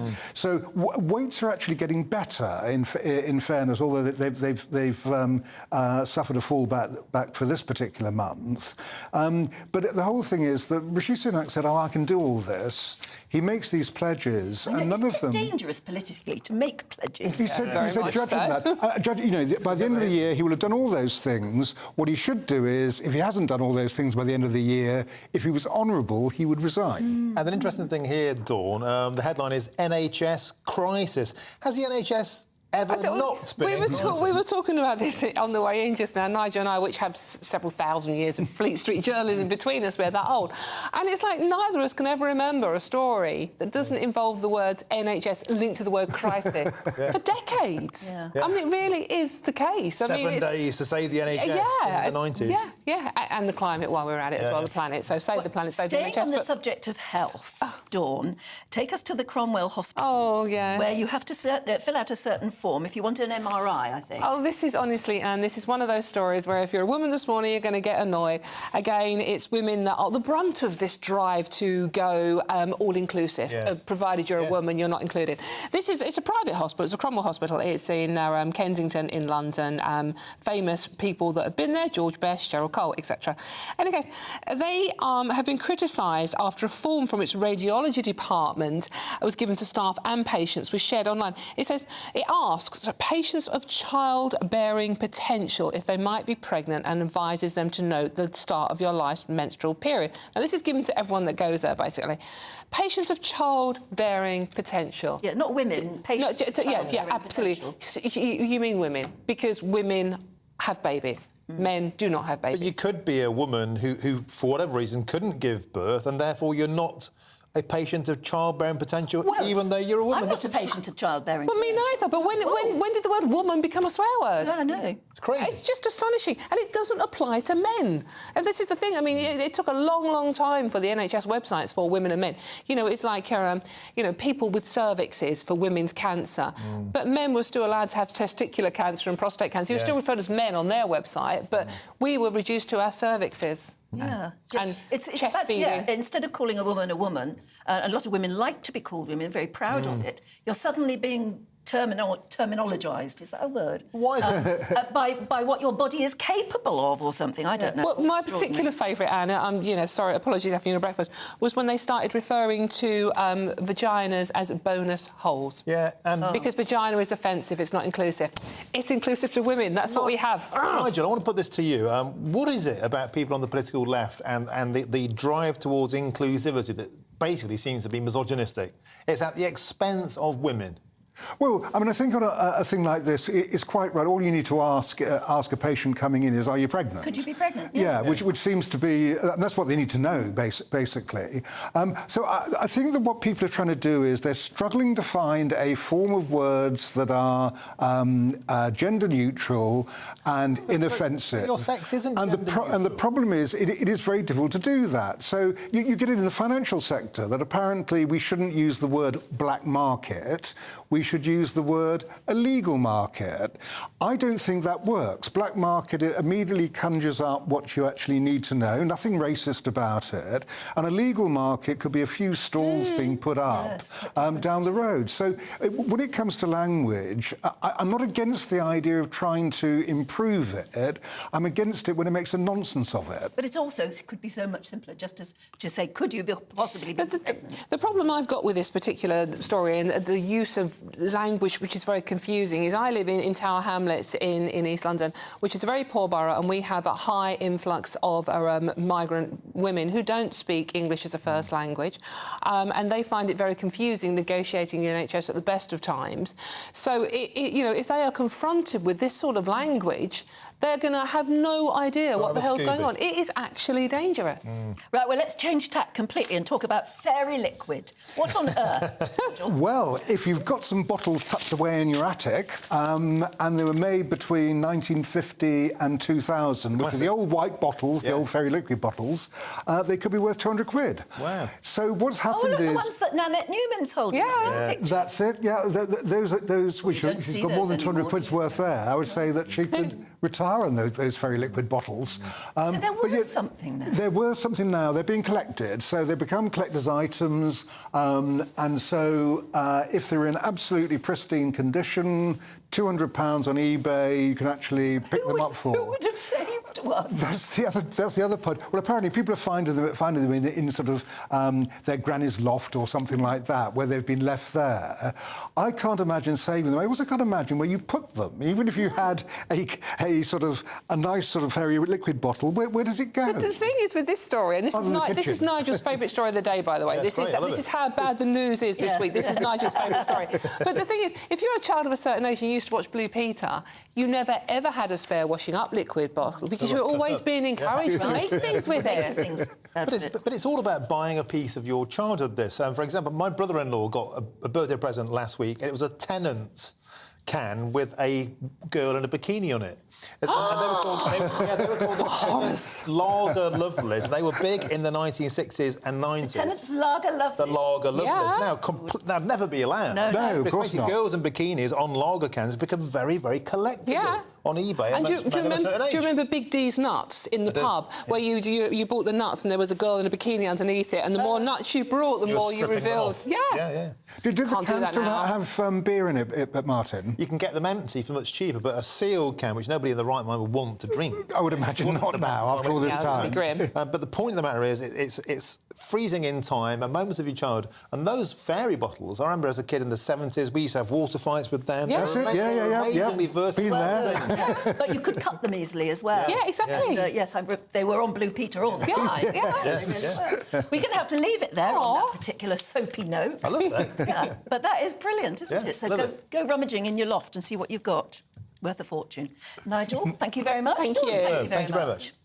Now, as we have been talking about most of the morning, junior doctors in England are going to start their 4-day strike today as the bitter pay dispute with the government goes on and on and on. Yeah, speaking ahead of the walkout, Health Secretary Steve Barclay had this to say. Of course, I stand ready to have discussions with junior doctors in terms of other issues about their working conditions, but in terms of pay, we made a fair and final offer. We've accepted in full the recommendations of the independent pay review body process, and that is why the BMA should now call off their strikes. Well, of course, today's strikes are going to happen all over the country. GB News' Yorkshire and Humberside reporter Anna Riley joins us now from outside a picket line, I think, in Leeds. Morning, Anna. Good morning. Yes, I'm here at Leeds General Infirmary at the Junior Doctors picket line here. This is the first of the 4-day strike action, and it's getting a lot of support, as you can hear now. There's a lot of cars coming in and pipping, and people supporting the junior doctors here on this picket line. But this is the 5th wave now of strike action from junior doctors, and of course this is having a massive impact on patients. There's going to be thousands more of operations and appointments cancelled due to this strike action. And since it's been going on since December, there's been over 800,000 cancelled appointments and operations. Now, I'm joined by Dr. Vasily Crispy here on the picket line. He's a junior doctor. So the government are saying 6%, that's what we're sticking to. But of course, the BMA, your union, are saying no, we want more. Absolutely. We're still asking for full pay restoration to restore our pay to what it was like in 2008, to restore the 26% pay cut that we have suffered. The offer put forward by the government is only an imposition. They cannot put forward a final offer without negotiating with us. Ultimately, what we do see is that our strikes have been successful because they've already shifted the government position to finally, for the first time in years, to accept the DDRB recommendation for this year. However, our negotiations will continue to be open for the government to walk into. We do want to talk to the government. We want to be able to look at previous years as well as future years in order to restore our pay. And we must do so in order to retain colleagues within our ranks. At the moment, we're more than 10,000 junior doctors short in England alone. We can't provide the service that we want for patients. This is not the NHS that patients deserve, let alone our workforce deserve. That's why we're making a stance here once again. Some people might say 35% is just too high to ask for. Is there a figure you think that you and your colleagues would accept?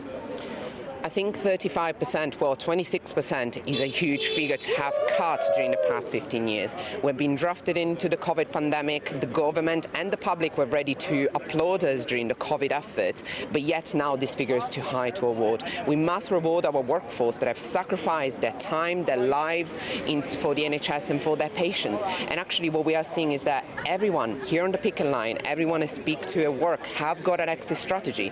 If this dispute is not resolved successfully, they are ready to leave the NHS, they're ready to leave the country, if not the profession. They're looking at New Zealand, Australia, Canada, the States to go to, where simply working conditions are better and the pay is better. Because in those conditions, then we're able to look after our patients in a way that is dignified to them.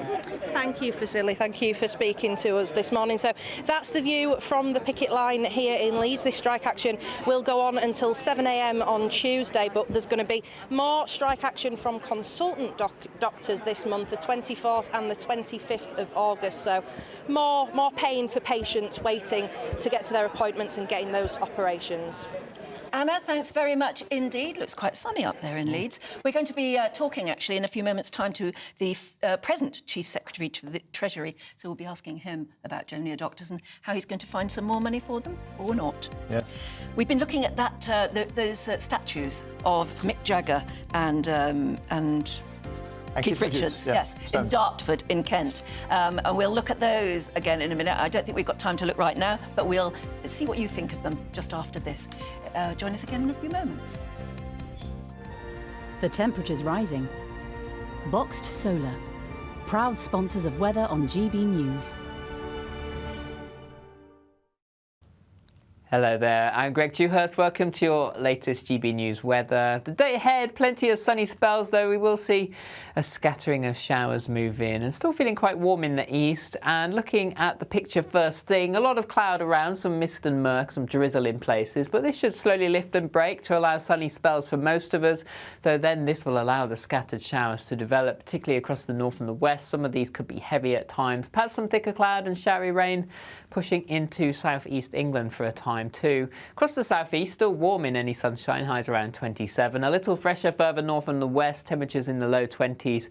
with that southwesterly wind picking up as this area of low pressure starts to move in from the Atlantic. So we'll see an increase in showers and spells of rain across this part of the world as we move into the early hours. Clearer spells elsewhere, perhaps 1 or 2 showers still possible across the far southeast. And temperatures a little lower than recent nights. Tonight we're looking at 14 or 15 degrees, so still on the warm side for the time of year to take us into the weekend.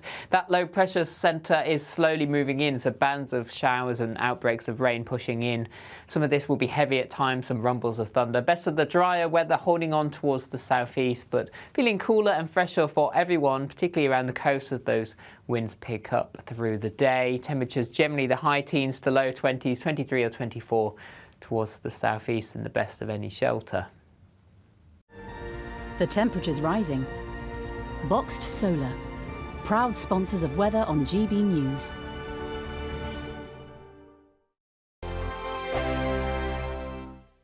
The Live Desk with me, Mark Longhurst. And me, Pip Thompson.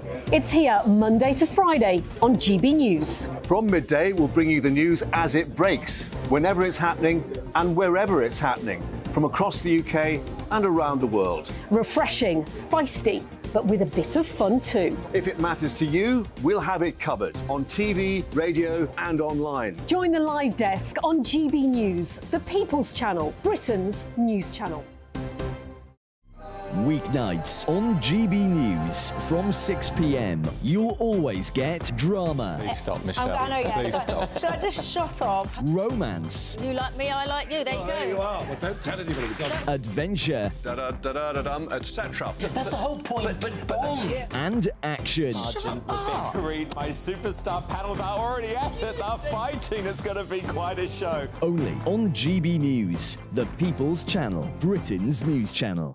So Jubes and Co, we tackle the issues of the day with real robust debate, both sides of the fence, battling it out with me in the middle with my forthright opinions and views. And often really interesting things happen because you start with a position and then by the end of the debate you find actually, well, I might not have thought about that one. What we need in this country is 2 new political parties. You should maybe think about doing a 2024 calendar. I'm Michelle Dewberry and I'm keeping you company right through until 7 o'clock this evening. GB News, the People's Channel, Britain's watching. Monday to Thursday, 9 p.m. till 11 p.m. Join me, Dan Wootton. I'll bring you the sharpest takes and hottest debates. Do you not believe in prisons? I don't believe in prisons. I'm completely stunned. I guarantee you there'll be no spin, no bias, no censorship. I actually was personally quite offended by it. And no reason to go to bed. So I guess they've always been quite woke. That's Dan Wootton tonight on TV, radio and online. Monday to Thursday from 9 p.m. till 11 p.m. on GB News. The People's Channel, Britain's news channel. In a world of dull and predictable radio and TV shows. Oh, hi. On Mark Dolan tonight, we've got big guests. We drill into the big stories of the day. The show adds up to a brilliant listening and viewing experience. Mark Dolan Tonight is the most entertaining current affairs show ever, and that's a fact. That's Mark Dolan Tonight, Friday, Saturday and Sunday from 9. Only on GB News, Britain's news channel.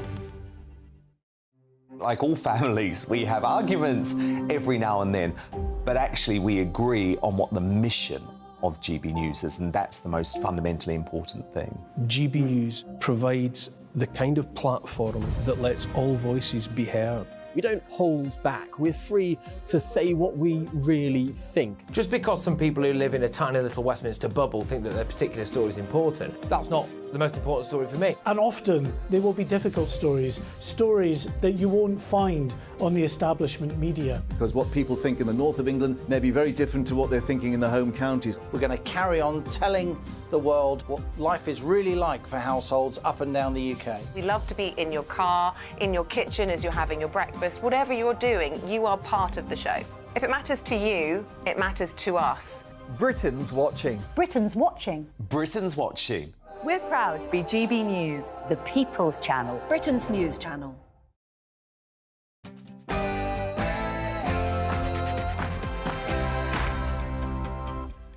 Good morning. It's 9 o'clock on Friday, the 11th of August. Today, the government has been criticised for wasting public money to promote a left-wing project in the form of a woke think tank. And junior doctors in England will begin a 4-day walkout today as the bitter pay dispute with the government continues. It comes after Health Secretary Steve Barclay claims strike action by doctors serves only to harm patients. And Noel Gallagher has admitted he struggles to remember the words to some of the hits he created with his younger brother Liam in their band Oasis. More on that in a few minutes with Stephanie Tecchi. Surprising to remember his own name, to be honest, after the excesses of Oasis back in the day. Anyway, another weekend is on the way, and how will the weather look this time?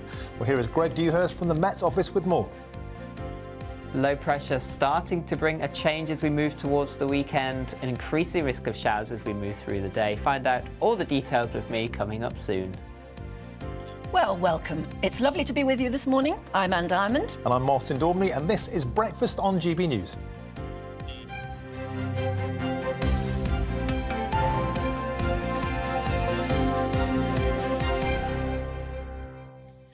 Well, what was I going to say? Oh, I just Mick Jagger. Yeah, Mick Jagger. Well, we've been looking at the statues of these two Rolling Stones, which have popped up in Dartford in Kent because that's their hometown.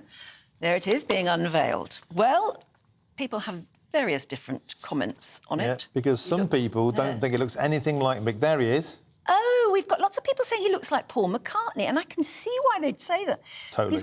I mean, he doesn't look like Mick Jagger, not the face. No. Richards does. Yeah, Jane agrees. Jane says Mick Jagger looks like Paul McCartney, and somebody else here, Alan, says, I didn't realise that Mick Jagger morphed into Macca. Yeah, Teresa in Dartford says, I live in Dartford, what a waste of money. It doesn't even look like Mick Jagger. The council would have got more respect from me if it was a statue of frontline workers who got us through the pandemic. I think it looks like Mick Jagger, but Mick Jagger who's been chased by coppers and has been tasered. Anyway, Well, Jeff would agree with you. He said, I'd just like to say that the statue of Mick Jagger looks like he's taking part in a relay race. But Mel is more supportive. As a lifelong Stones fan, these statues are brilliant, just like on the Sweaty Rock stage, animated, great lifelike postures, fantastic Jagger face and bendy body, and Richard's guitar power. Bendy body, yeah. He's still got a bendy body as well. Certainly has. Absolutely amazing, isn't it? Yeah. And we've been talking about ice creams because it's hopefully an ice cream sort of day. Hopefully the weather's going to be good enough for that. Tony in Hayling Island says, I remember the Jubbly. Yeah, remember the Jubbly? I do. A pyramid shape of frozen orange water that you peeled back the waxed cover and you just kept licking.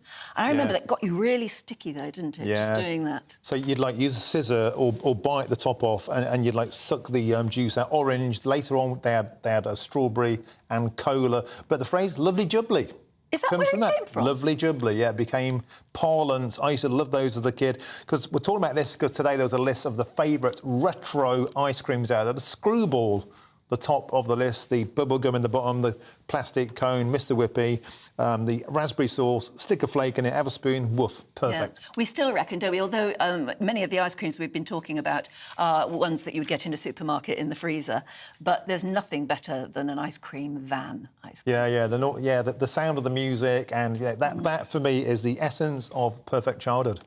It is. I used to love the oyster, which was the two bits of wafer shaped like an oyster, obviously. But inside there would be a lovely creamy bit of marshmallow and then ice cream on top. That was always a favourite. But it was. I mean, I know there are still lots of ice cream men around, and women, ice cream vendors in their vans with the tinkly music. And I hope they never stop because that is quintessentially British summer afternoon. But there's a bit of a war on those even, because apparently that when they stand still, they have to leave their diesel motor on to keep the generator going. So in Greenwich, they're trying to outmode them, outlaw them as a fume hazard and creating congestion. Isn't that the point? They're meant to cause congestion. It's called a queue. It's called fun. Yeah, actually, we had a message from somebody, and I'm going to try and find it, who said, please, will you just tell ice cream van people to just wait long enough, because when you're older... Yeah. I mean, as in very old and maybe you can't walk so well, it takes you a long time to get to the van. So don't just serve the children who can come out fast and furious. Remember us oldies, we still want our ice cream the way we used to when we were kids. Have to hobble after the van because, of course, kids used to leg it. We used to hear it coming from miles off and woof, straight down the road without clutching our change. But nowadays, of course, the elder citizens not quite so nimble on their feet. No. Now, I'm not sure whether we've got our next guest all lined up, but we are going to talk about the junior doctors' strike. Craig says, when a doctor disappears off to another country, supposedly for a better life, what happens to their student debt? It seems to me that it would be impossible for the government to recover this. Well, I think they are duty-bound to keep repaying that. I mean, otherwise, you'd train as a doctor or junior doctor or nurse and simply clear off abroad and never repay your fees. So I don't think you'd be allowed just to clear off. I wouldn't have thought so. No. Well, maybe that's why a lot of people do. Yeah. Stuart says, why doesn't the government raise the PAYE level for doctors and nurses so they don't pay tax until they earn over 30k? There would be no need for an actual pay rise. Yeah, and it's been a surprising one, this, because all the front pages today are kind of gearing up about this strike being a terrible thing. It's going to cost £1 billion, according to the Daily Telegraph, pushing NHS to the brink. Almost 1 million appointments cancelled, according to the front page of the Times. Also with that picture of the migrants yesterday coming across the channel. But it's got to be said, Anne, people out there in GB Newsland have been very supportive of junior doctors, think they deserve a pay rise, and are very, very undervalued. Lots of comments saying why a footballer is overpaid, whereas these guys don't get enough. So there we go. Keep the views coming in. Yeah, absolutely. In a few moments' time, we're hoping to talk to John Glenn, who's the Chief Secretary to the Treasury, on a lot of these very issues. That's just coming up, though, shortly. Now, when a balcony in South Kensington in London went up for sale at £50,000, the estate agents, this is a balcony I'm talking about, the estate agents were surprised at the unusual requests they received, with some people asking if they could actually live on it. Yeah, it was 25 grand for a set of stairs last week, 50 grand for a balcony this week. It's a sign of the state of the housing market. Demand outstripping supply and soaring mortgage rates are leaving people in desperate situations across the nation. Our London reporter Lisa Hartle has this report. With a housing shortage in the UK, some people are trying to think outside the box. This balcony in London's South Kensington is up for sale for £50,000. The estate agent Next Home Limited say they were surprised at the inquiries they received. There was people climbing over it. But yeah, really strange circumstance with people who were saying, can we build conservatories on it, or could we live there? Could I use it somewhere just to stop over for a couple of nights? Could I make an evening experience point out of it, what I could then put on, I don't know, Airbnb or something like that? The rental market in the UK is being described by housing charity Generation Rent as absolutely brutal. Rent is soaring and the supply of rental properties are falling, leaving tenants struggling to pay the rent. Some working in the sector say they've never experienced anything like it. There's a double or triple-edged sword of a real lack of supply. There's not enough homes for them to go into, and also that's leading to sky-high rents and in really huge amounts of competition. So what we're seeing across the board is that people are really struggling to pay their rent. It's rent as a proportion of of tenants' income is up the highest it's been for over a decade, and it's only going in one direction. It's really squeezing people. It's meaning they can't afford to do many of the other things. Generation Rent ran a survey last year which said that paying the rent was the #1 cost of living concern for tenants. Research by the charity Shelter reveals that one family every 8 minutes are being handed a Section 21 no-fault eviction notice by their landlord. This estate agents in East London say over 50% of the properties they're currently selling are from landlords selling up. Over the last 10-12 months, as the interest rates have moved around, we found there's more and more landlords who are deciding, rather than remortgaging and getting onto another fixed term at potentially 30% higher rate or more than what they was at, that they're taking the time now to sell the properties. Just before COVID, I was considering the rental market it felt like it was slowing down, and you had a lot of people trying to get onto the bottom of the property ladder. Since then, it was like it's been turned on its head. If I put a one-bed property on anywhere in East London, I can expect 10, 12 people to want to view that property. Now you've actively got tenants trying to sort of gazump, if you like, which I've never seen that in the rental market. More people are turning to shared living spaces as prices rise. House share website Spare Room say a room in a shared house or flat will set renters back on an average £971 a month in London, and more people are taking in lodgers. The last sort of 12 months, then we've seen something like a 25-26% increase in people looking to take in lodgers. And it makes a lot of sense if your mortgage has gone up, if you've got a property, to earn an amount of extra cash from a second job would take you hours and hours out of your week. But to rent out your spare room is a fairly straightforward way of getting in some extra cash. With a housing shortage and no sign of interest rates falling anytime soon, it seems there's no end in sight for struggling tenants. Lisa Hartle, GB News, London.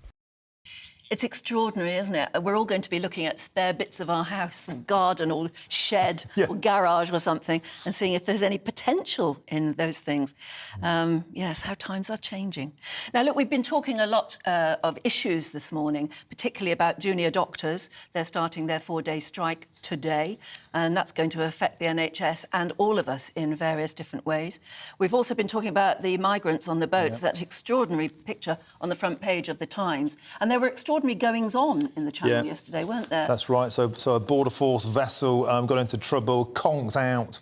A £400,000 drone plunged into the Channel. It was Keystone Cops in the Channel. The government seems to be completely losing a grip on this. Plenty to ask our next guest about. That's right, because joining us now is John Glenn, who's Chief Secretary to the Treasury. A very good morning to you and welcome to the programme.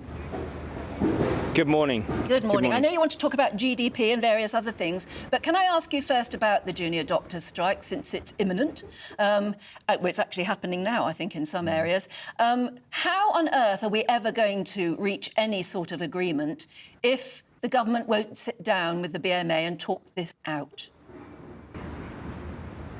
Well, we've had talks with the BMA and we've listened to the independent pay review body for doctors and dentists, and we've offered over 10% to doctors in their junior doctors in their first year and nearly 9% overall.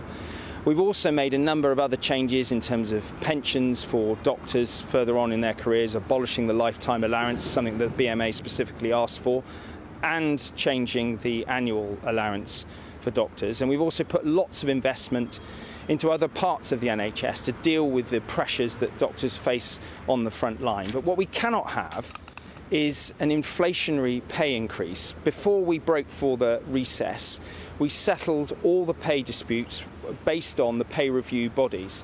And for example, the teachers accepted the pay review body recommendation, as the government did, and are no longer striking. So I regret very much that the doctors have chosen to strike again.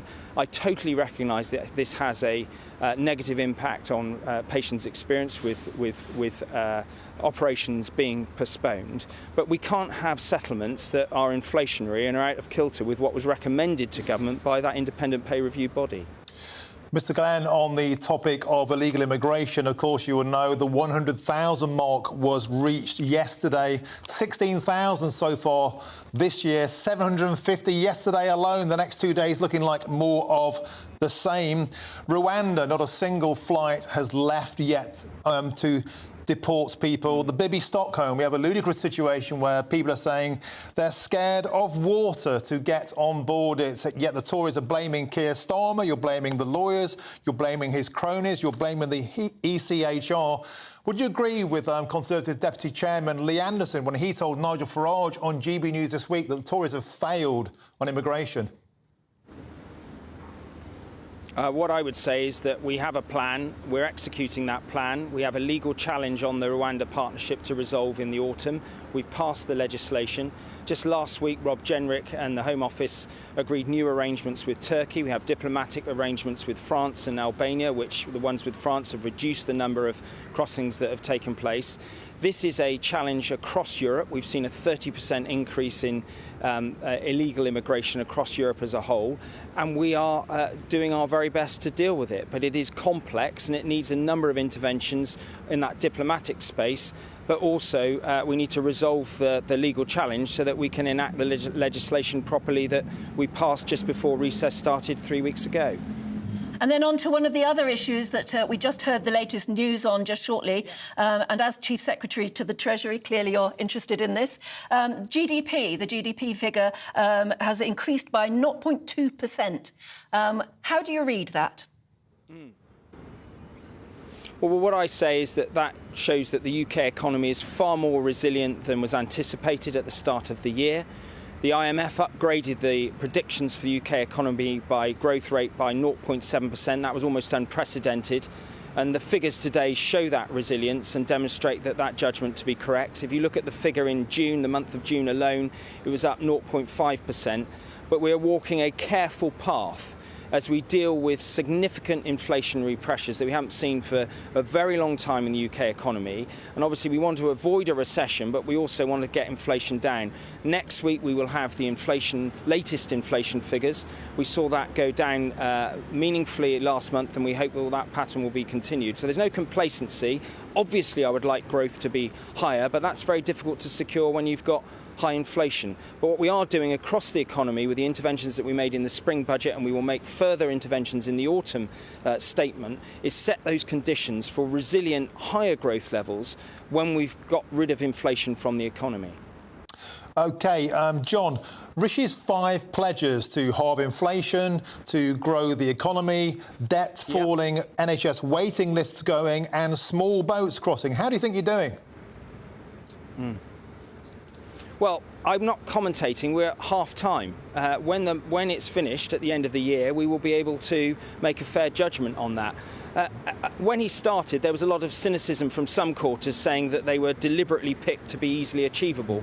I think what we've seen is that all of those targets are tough ones, and we will continue as a government to work carefully through the actions needed to deliver on them. And when we get to the end of the year, the country and you will be able to judge how we've done. Certainly will. John Glenn, thank you very much indeed for joining us this morning. That's John Glenn. Thank you. Who is the Chief Secretary to the Treasury. Right, we've got lots more to talk about. We're going to take a quick break. Be back with you with Stephanie in a couple of moments. What you get for breakfast is something that, if we do our jobs right, you will wake up to news that you didn't know the night before. It's a conversation. It's not just me and Eamon. We want to get to know you, and we want you to get to know us. From 6, it's Breakfast with Eamon and Isabel. Monday to Thursdays on GB News, Britain's news channel.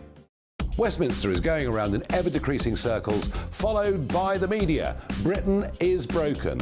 How on earth did we get into this mess? But more importantly, how do we get out of it? Join me at 7 p.m, Mondays to Thursdays on Farage, here on GB News. We will have open, rational debate. We've got to work out how Britain moves forward from this. Join us here on GB News, the People's Channel. Britain is watching.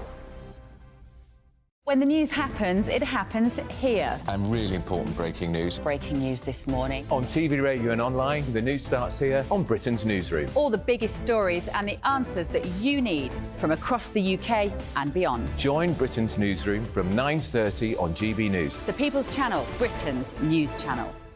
Join me, Patrick Christys, Monday to Friday, 3 till 6. We tackle the day's news agenda like you've never seen before. It's high tempo, high octane, the most controversial topics and the best guests. You will not be able to take your eyes and ears off it. I'm not afraid to ask the questions that you really want answered. 3 till 6 p.m, Monday to Friday on GB News, the People's Channel, Britain's news channel. People in Britain, they love free speech, but they also love fair play. I don't care if I'm speaking somebody from a trade union, from the Labour Party, somebody from the SNP. And I think the viewers like to see that actually we can challenge one another, but in a positive way. We think we ask the questions that people want to ask, and often we ask the questions that we wanted to ask in Parliament but never got the chance to ask. So join us every Saturday, 10 a.m. till noon on GB News, Britain's news channel. Hi, I'm Dan Wootton. You can watch me live on GB News Monday to Thursday from 9 p.m. And did you know that you can also watch and listen live on our website, gbnews.com? You'll always be up to date on the latest breaking news, as well as enjoying the best stories, opinions and shows. You can even join the debate under our live player as you're watching. So head straight to gbnews.com on TV, radio and online. GB News, Britain's news channel. It's all about family, being in people's living rooms, all the interaction and getting to know who our viewers and listeners are. When I was young, my dad used to say, Nana, stop arguing. I wanted an outlet that would enable me to give my opinion.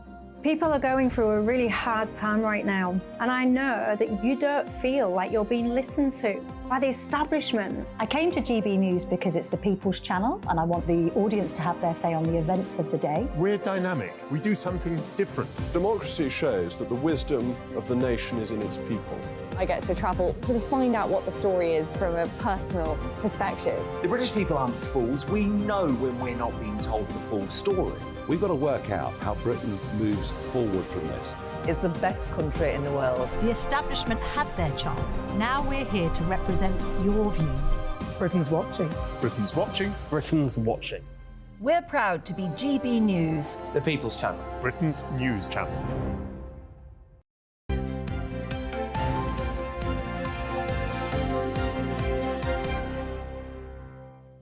Welcome back. Lovely to be with you. Stephanie's joined us because she's got some gossip. Good morning. Good morning.